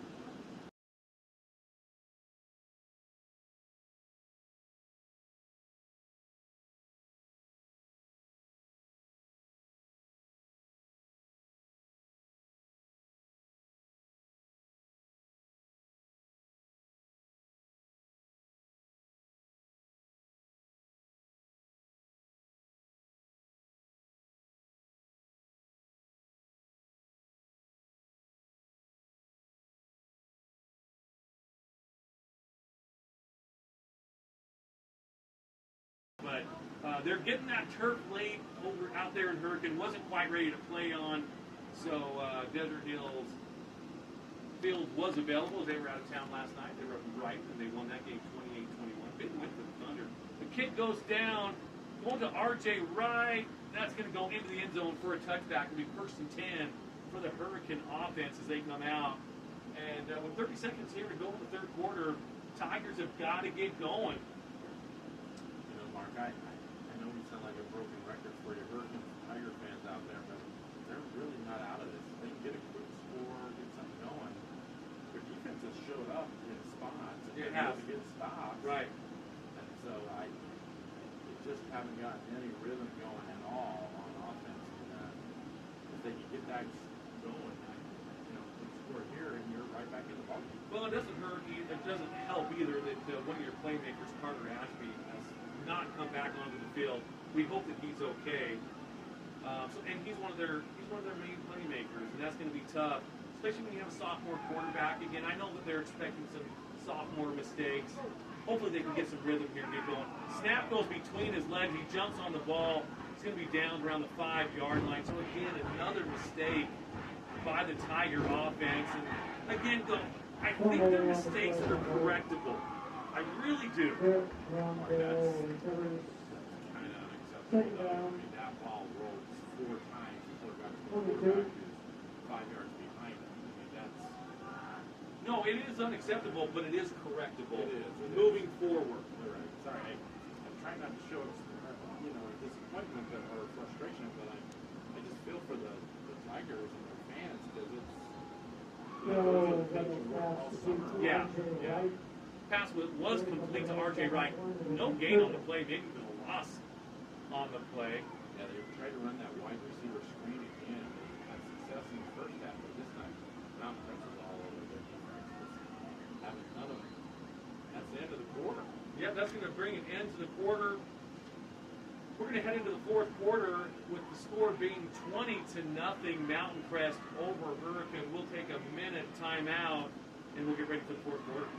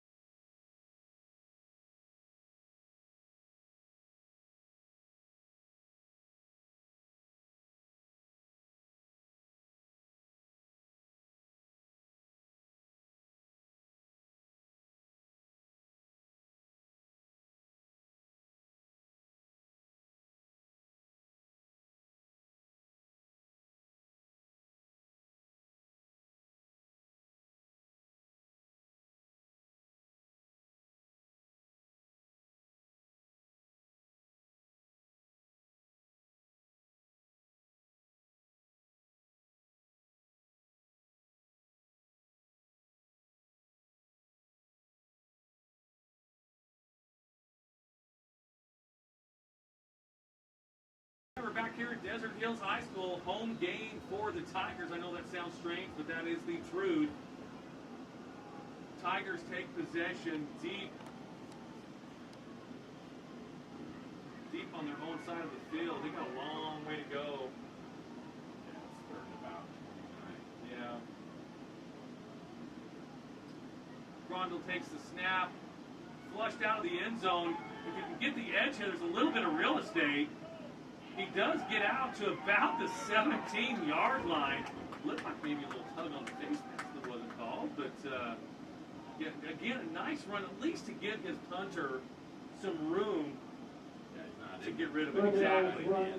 Exactly. We've seen the snaps too. Yes. So that's a big pickup. He got about 8 yards on that run. Like you said, he almost had the corner there. Had one guy to beat. Unfortunately, number 8 for Mountain Crest. That was Thatcher Phelps. He was able to bring it down. So Tigers get ready to punt to Mountain Crest. Number 5, Jacob bitten back. Next time going to have an opportunity. That punt goes out of bounds. They're going to mark it at the 38-yard line. He kept walking. Thought he was going to stop a couple of times. Well, you could tell that time the Hurricane coach said, kick the ball as soon as you get it. That time he kicked it so fast, he kicked it right out of bounds. Yeah, he did. Yeah, tough game right now for the Tigers. Yeah, that's Dominic Alpron. He's just a young sophomore. Yeah. You know the nerves and the energy's yeah. got to be going through his veins right now. Especially after getting one block. He's like, oh my goodness. Yeah, for sure. It's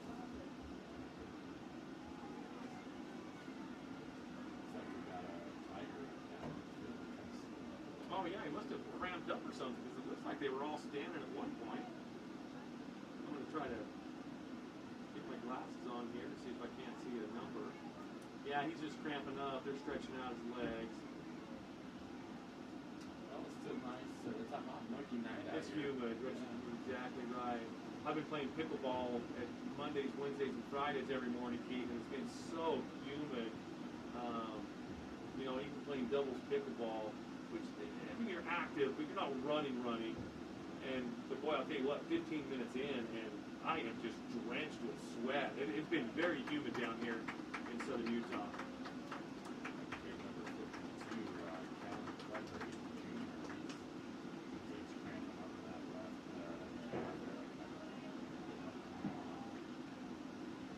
And again, this is a problem for Hurricane too, because I just don't know if they have the depth when the starters go down. You know what's going to happen. I mean, they've got underclassmen coming in, freshmen, sophomores, and hey, bless their hearts, they're probably great JV players. But you know, varsity's a different level. Great learning experience. Croft takes a snap, looking to his left. He pumps, goes deep. He has another receiver. Are they going to throw the flag? Yep, they are. They had him out in the out and up, like the Pass Croft to complete. There is a underthrew the pass. Yeah. And the DB back there was number 7 for Hurricane. That's Hunter Prince. He's a young junior as well. He had his first varsity action. Face guarded him, and they threw the flag out. Yeah, I was hoping he'd keep it in his pocket, but he almost kind of had to call that. But yeah, Croft, again, not getting a lot of pressure No. in the second half, so I'd like to see him set his feet a little more for your Mountain Crest, fan listening at home in there in Cache Valley. Just needs to get a little bit more settled underneath him and use his hips more. Because again, he had a wide open. I mean, the receiver had the coverage Yeah. beat, and a good throw. He's walking into the end zone. Yeah, they're up 27. Yeah. Mustang, the slot receiver in motion. Croft takes the snap. Again, he's looking across the middle, slant. Ball is caught. Looks like it's going to be marked at the 15-yard Pass line. complete. Yeah, that's Carter Nelson. Number Just 10 puts a nice for little Chapter. in route from Yeah. the far side. Then the outside linebacker for Hurricane blitz, so left that whole side open. So it's perfect play call to pick up 8 yards. Second down and a long 2 for Mountain Crest. Croft remains in shotgun formation, takes the snap, hands off to big number 15, Ian Allen. Was that 15? Well, that's Cole Jones, 25. Oh, 25. Yeah, they ran the ball right where the blitzer was coming from. Yeah. The left middle backer tried to hit the center guard gap. They went just outside of the guard and had a big hole there. And Cole Jones just about walked in. He got all the way down to the 5. Cole Jones remains in the game right next to Croft. Oh, high snap over Croft. Jones jumps on it. That's going to be down right around the 17-yard line, so a loss on the play. Again, one of those small mistakes that really needs to be cleaned up on. You know, we've seen that on both sides, both Hurricane and Mountain Crest.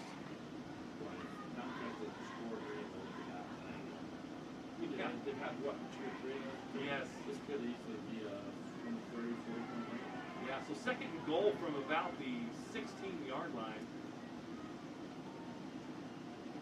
And they are in the red zone for our Infinity Title red zone. Again, big shout out to Infinity Title supporting local regions and high school sports. Go to InfinityTitleUtah.com. Screen pass, actually behind the line of scrimmage pass, but caught by number 19, Cooper Gardner. Nice gain by the Mustangs over on that left side, on the far sideline. Almost a dangerous play. It is. If he doesn't catch that, that's a flag. Yeah. That ball is flag. Someone just pick that up. You're going to play some teams that are a little bit faster, a little quicker. And a play like that could be Third and goal from the goal.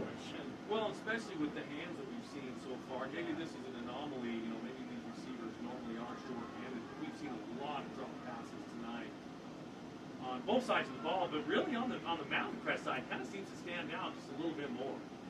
Cooper Gardner's had a good night. We haven't seen him drop one. Maybe that's why they ran it. Right.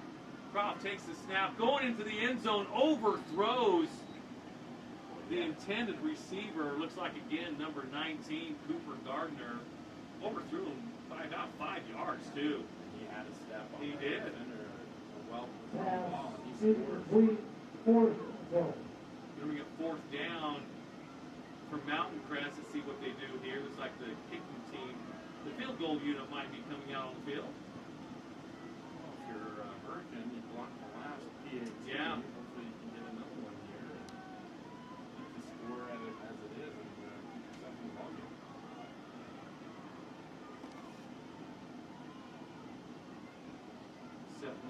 for the field goal.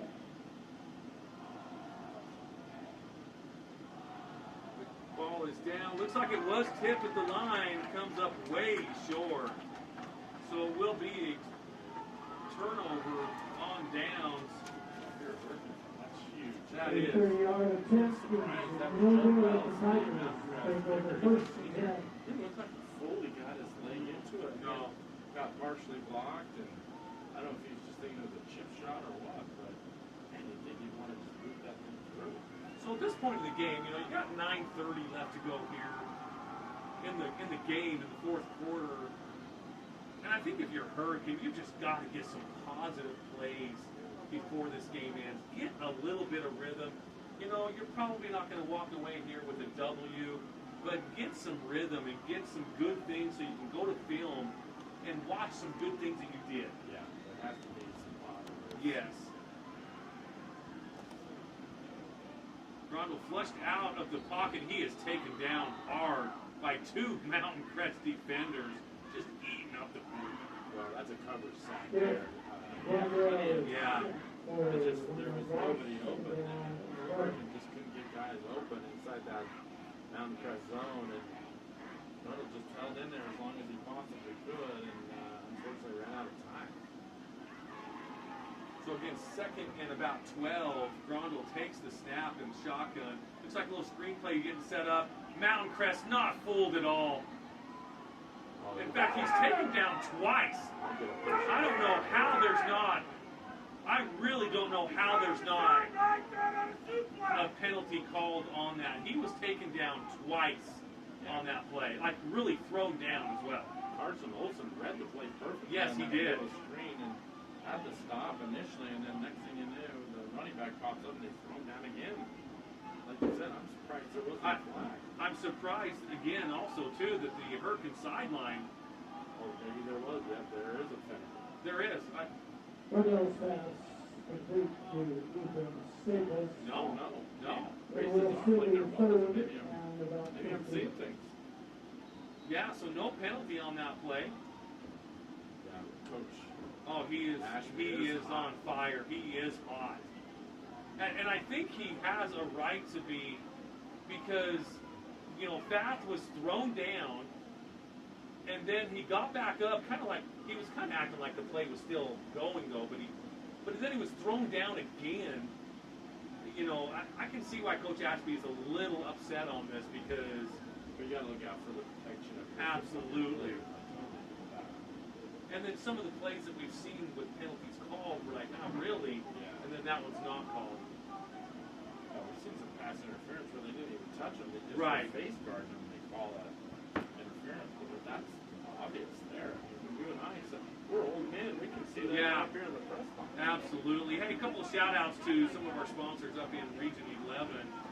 We want to get to State Farm agent Lana Powell. Thank you so much for your participation in Region 11 sports. DD Auto Salvage, Mountain Crest Booster Club, and CashValleyDaily.com. Again, thank you all for your high school sports sponsorship. These players, coaches, broadcasters, everybody certainly appreciates the support for the community teams. So, Here we go, Mark. yeah, we've got lined up again. Grondel in the shotgun, takes the snap, looking, steps up, and he's going to be brought down again by the Mountain Crest defensive line. They're kind of getting in there again, kind of like last time, kind of a cover sack on that. Yeah, that was a cover sack. They're just teeing off now. That was Travis Leisure, the right defensive end. He's number 7 for the Hurricane. That's two in him. Yep. And he just didn't move his feet quick enough. He got around the edge and just brought him right down. But like you said, it was a great coverage on the field. So the Tigers looking to punt again. Tiger punter standing about 3 yards into his end zone. Mountain Crest returner standing right about midfield. He gets the snap, the punt.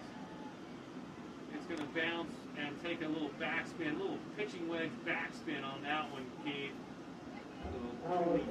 Yes, it did. Yeah, I kind of spun it backwards. Did you see he was down for a to second. 35. You know, he has been playing so well over the past month. So good to see. Yeah, ever since he's like that first turn, he has a whole new disposition. Yes.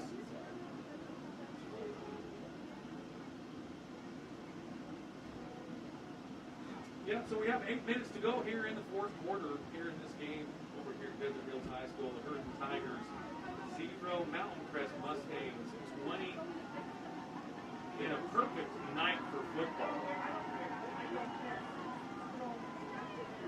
Croft in the shotgun, takes the snap, hands off to Olsen on the left side of the line, picks up about 5, maybe 6 yards on that carry. Good push on the left side. Little crease. But he runs hard. I like the way him and you mentioned the country. They run hard, but they didn't get that ball. Right. 5 yards lead, second down. Ball kind of taken by. It looks like there's another Tiger down. And remember, the Holbrook Asphalt big score dessert. When your team scores 25 points or more, get your 5 ounces of Yogurtland for free after the game. It's the Holbrook Asphalt big score dessert. You like those yogurt? Let's go up to Sid Cash now. Yeah, I think Snow Canyon scored over 25. We can go over there and tell them, hey, we're Warrior fans, man. We need some 5 ounces of Yogurtland. That's for is that Cash Mountain? Is that here? Here. Let's go. That's what I'm saying. Why is that thinking we gotta go to Logan? No, right here, Yogurtland. Yeah, Holbrook Asphalt, big score dessert. Big shout out to them. They have been high school sponsors for so many years now with that Holbrook Asphalt big score dessert. We certainly appreciate their support they've done probably over the past 8 to 10 years. They have been doing this. I remember, I've had this announcement, doing my PA announcing here at Desert Hills High School. So, yeah, big shout out to Holbrook Asphalt. Alexander Stubbs, who came up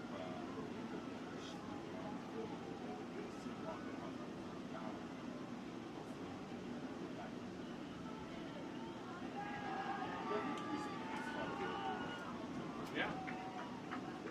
We got to be thinking of our AWP Playmaker Player of the Game, Keith.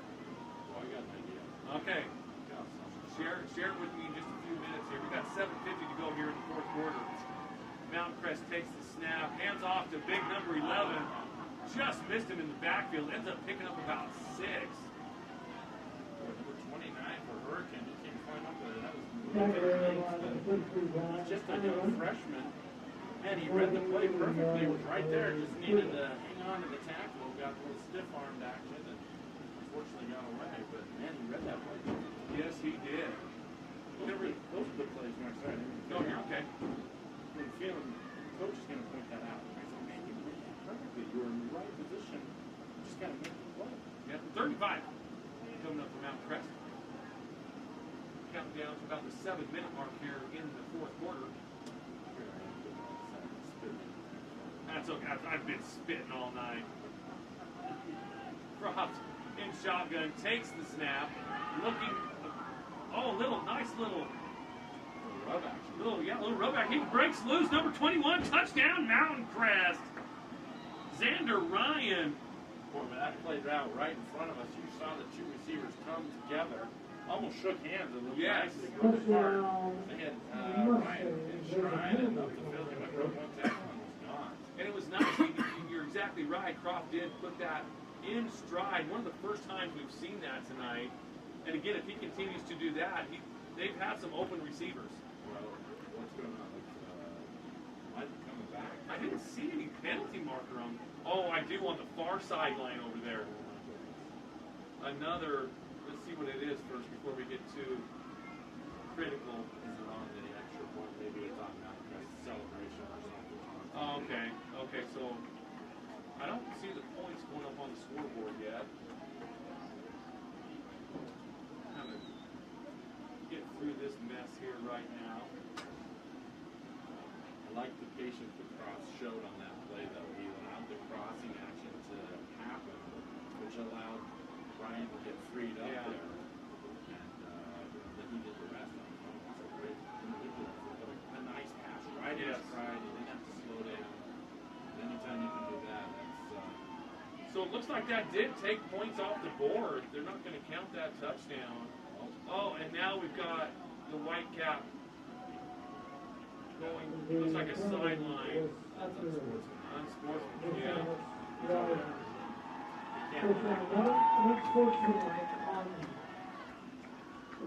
Yeah, there's been tempers certainly have flared tonight on both sidelines. Well, what was a 33-yard touchdown pass has now turned into a first and 20. Tell you, and I don't think Mountain Crest is going to be able to get away with these mistakes and still walk away with a W in their region. They've really got to clean this up, I believe, to compete in that strong region they have up there. Hey, nice little throw out here in the flats, and then Olsen takes it up the middle. Nice pickup. Certainly not going to be enough for a first down. Picks up about 7, maybe 10 on the play. Nice job by Stubbs. Far side. Yeah. It's going to be second down. It looks like about 20.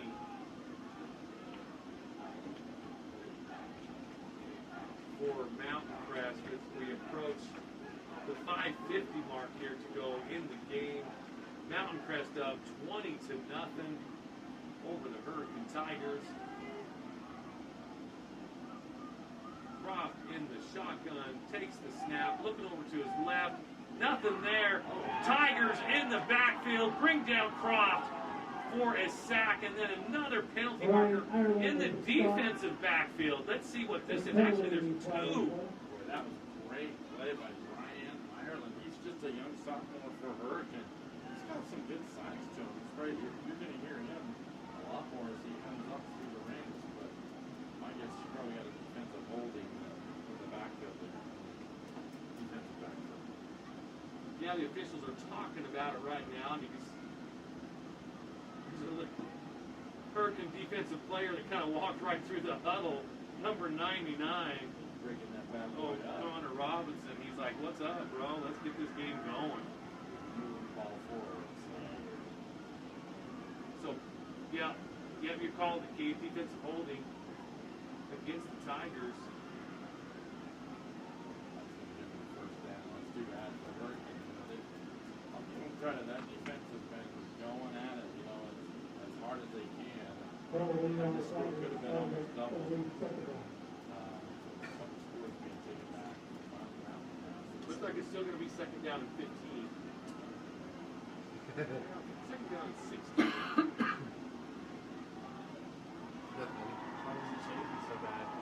Drops and shotgun, takes the snap, looks over here to his right side. He has a receiver, big number 17, Kennington, with the reception. Nice, He does, but deep most route kids there. can't Yeah. pass like And he picked up an additional 5 yards on top of the 8-yard route he ran. So now it's third and 2 or 3. Very manageable here on a couple times. Absolutely, yeah, third and 3 for Mountain Crest, looking to put more points on the board. Croft takes the handoff, hands off to Olsen. He has a lane on the left side. Touchdown, Mountain Crest. Boy, what a juke move there. He hit he was going to go right up the middle. There was a jump step to the left, and he took off from there, and now we got another unsportsmanlike. Another one. And then another one, Keith. Yeah, Hurricane just standing up for themselves, but that big lineman from Mountain Crest, and he kind of stood over on the conduit. No. And the Whitecap is just pointing his finger at the head coach. Boy, I wish I was involved in that conversation. But they're not discussing there. No, they're not.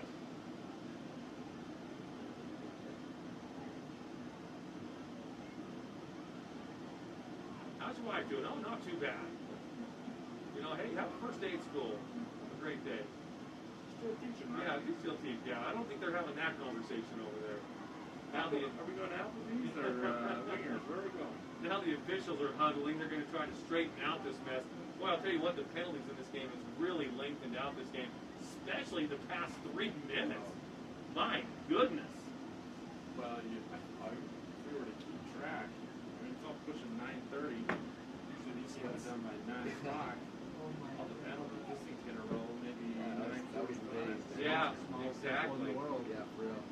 we'll have to start our post-game show with a minute to go so we can get out of here at a decent time. I need a 5-hour energy drink or something. Well, you can always head over to Rally Stop and pick you up a Red Bull, 5-hour energy, whatever you need over at one of our great sponsors, Rally Stop.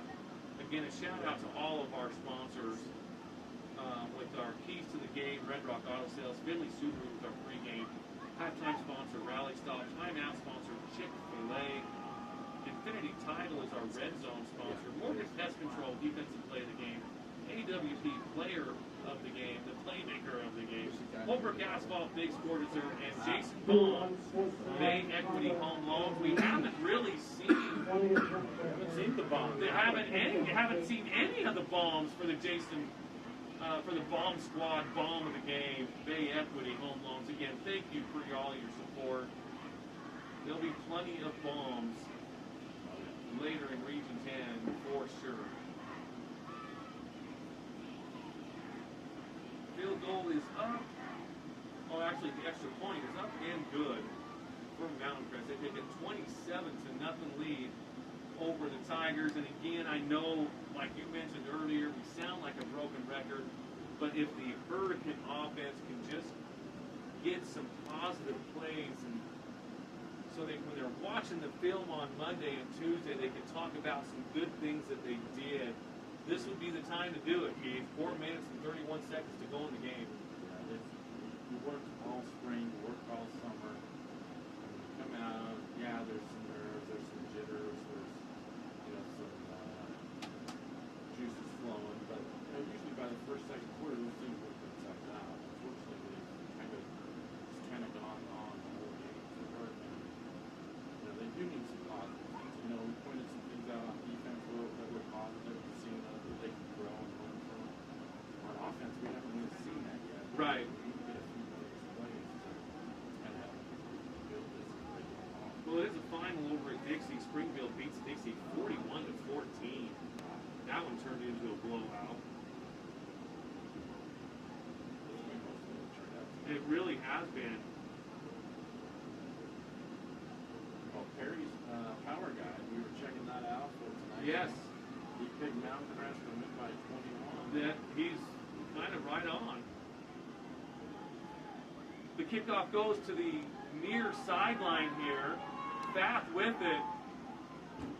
Takes it out to about the 19. We're going to be 1st and 10 Tigers. Also, too, Crimson Cliffs. They did get a field goal with about 2 minutes left to go in the game. They're up 10-3 just across the valley here. Well, I'm going to give a shout out to number 16, Captain Gunnell. He made a nice play on special teams there from Mountain Crest. Bringing Bath down. Yeah. Bath had a little speed going there, too, across the field. I'd like to see a little bit north to south as opposed to east and west, but... And that's one of the things you see on film, too, that you can point out to us. Yep. Hey, when you get to this spot, you've got to kick it into another gear, or you're going to get run down. So, again, he's a young freshman. Yes, exactly. Takes a snap. Standing back there a little bit too long. Again, he just can't get rid of that ball. And he's brought down for a sack. And another penalty marker comes in from the back judge. It's going to be number 72 for Hurricane. Unfortunately, that's Monright. Oh, And he's just playing a little too much pass publicity. it's frustrating. You're down 27-0. Nothing's gone right for the Tigers, really. You've had some bad turnovers, some bad penalties. You just can't get anything positive going. And, after 2.5 hours of that happening, you just get so frustrated. You do. Yeah, you get pushed around and beat on. It's hot, it's muggy. Tempers flare a little bit.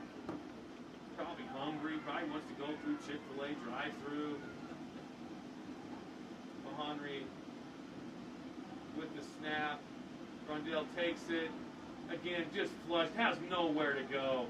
They really are teeing off on these guys now. They've got their ears pinned back, and they're just going after Rondell. Yeah, that's Carson Butters, the middle linebacker that time. He's not even going into coverage. He's blitzing every time. Yeah.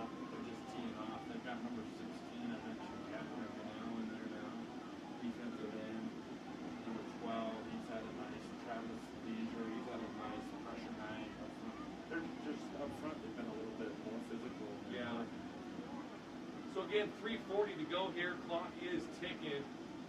Mountain Crest up 27-0. Grondell looks over the middle. He had Eloa, couldn't quite get it. There's going to be a penalty marker thrown here. Eloa really showing his frustration. And things are kind of getting out of hand here. Coach Ashby really getting on his players to get over on that side of the field. Keith, I don't like seeing this at all. No, I don't either. It's unfortunate. Eloa was over the middle, and he felt like the defender went at his knees to get him, take him down. And as he's extended, so it's kind of an in-between play. Well, and here's the thing too. The rules are set to where the defense can't go up high. Right. So they go down low, and that's what happens. And it's just the new football now. It's just the new football. And if you ask any football player, especially at the NFL level or college level, they'd much rather have you go up the head with the knees. But that's not how safety is now anymore. Oh, you're absolutely right. Of course, it's going to back this up another 15 yards.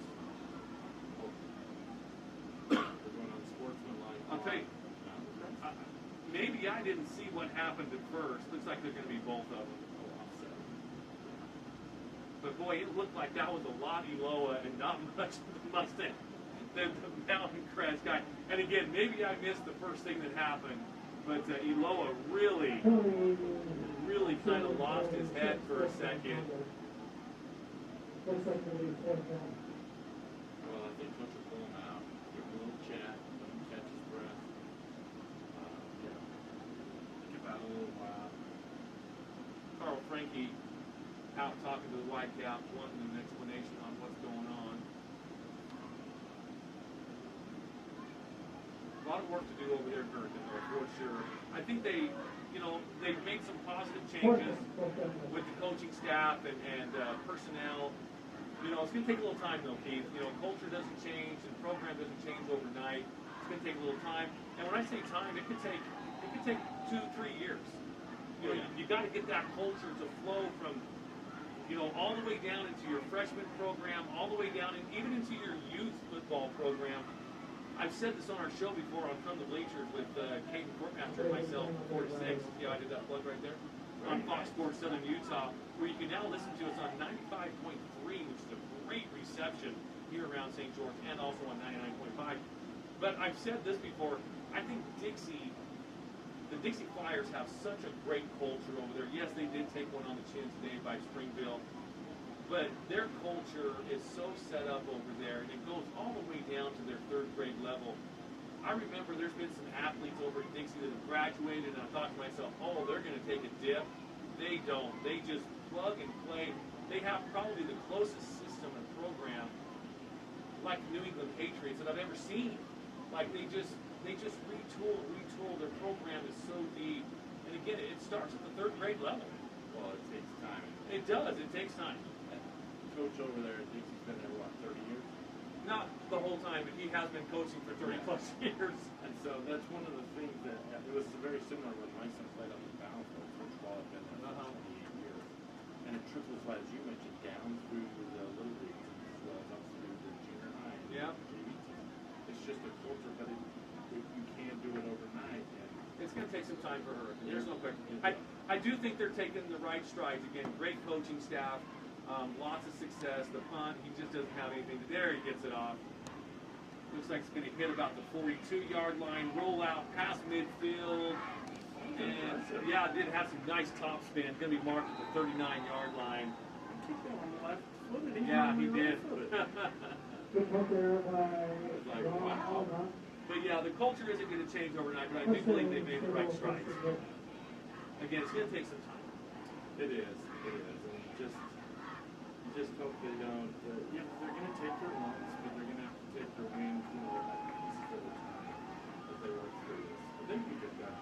And again, these games are being streamed on Fox Sports SU.com. We're streaming 4 games. You can go there and watch. You can get the finals.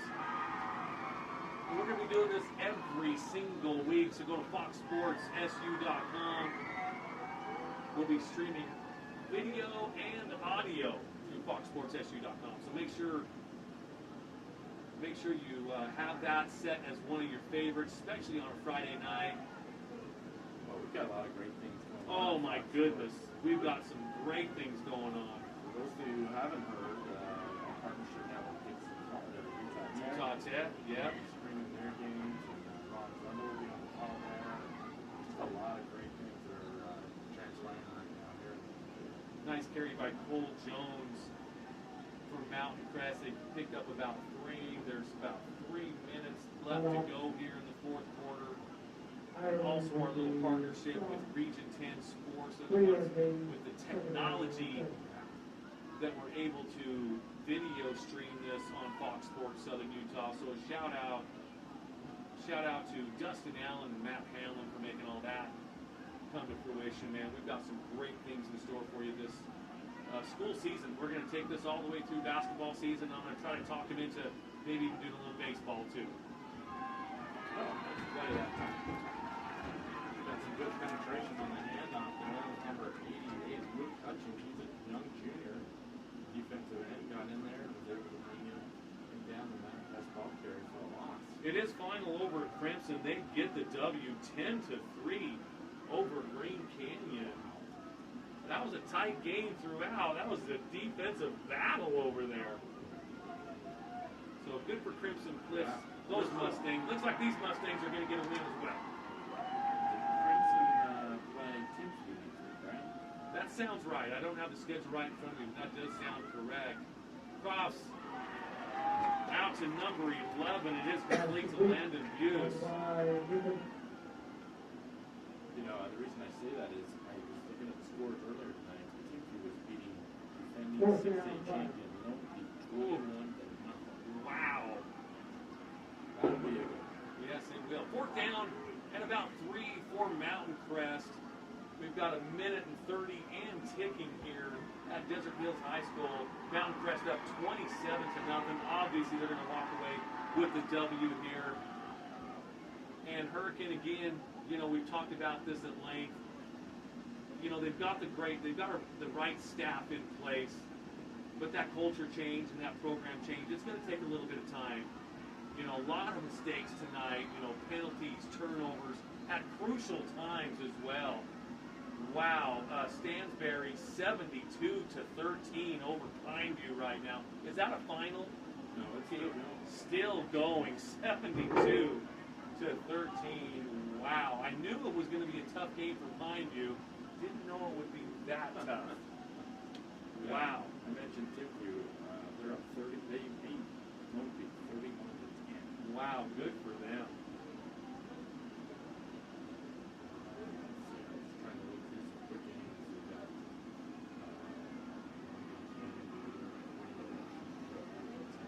Cedar Spanish Fork still going on. It's 10-0 for Spanish Fork. Okay, so close game going on right there. I mentioned the Springville Dixie game 31-14.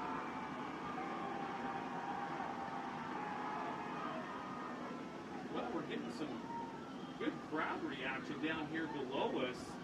The Tiger fans, hey, they might be down 27-0, but they're having a good time. Oh, high snap over the punter's head. Takes him all the way back to the 10-yard line. He does get the punt off, but it's going to go out of bounds. Maybe, probably going to mark it around the 35-yard line. Let's see how good I did here.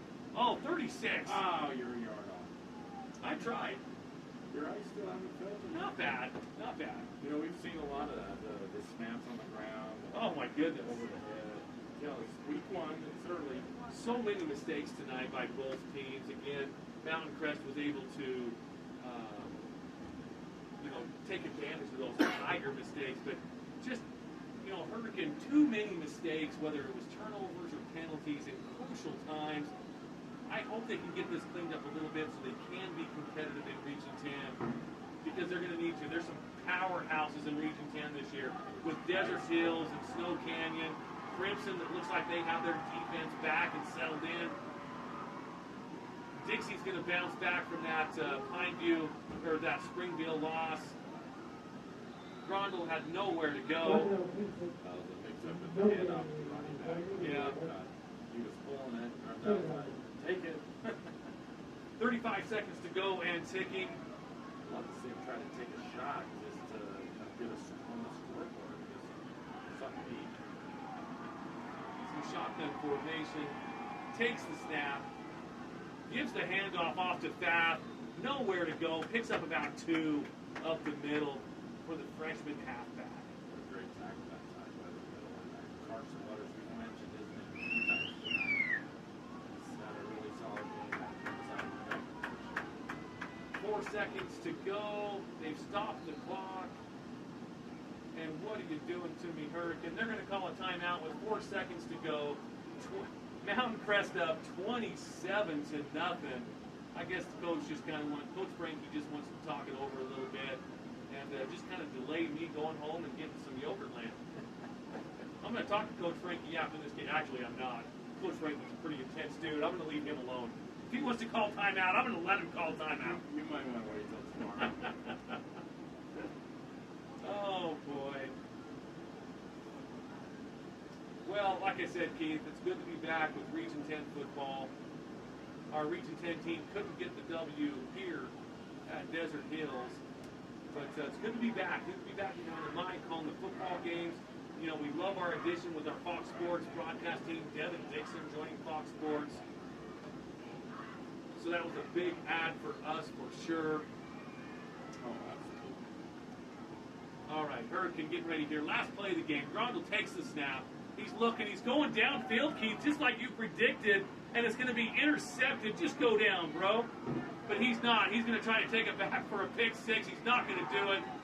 Actually, Grondel makes his own tackle from his own mistake, but you know what? Why not take a shot, just like you said. That's going to bring an end to the game. Here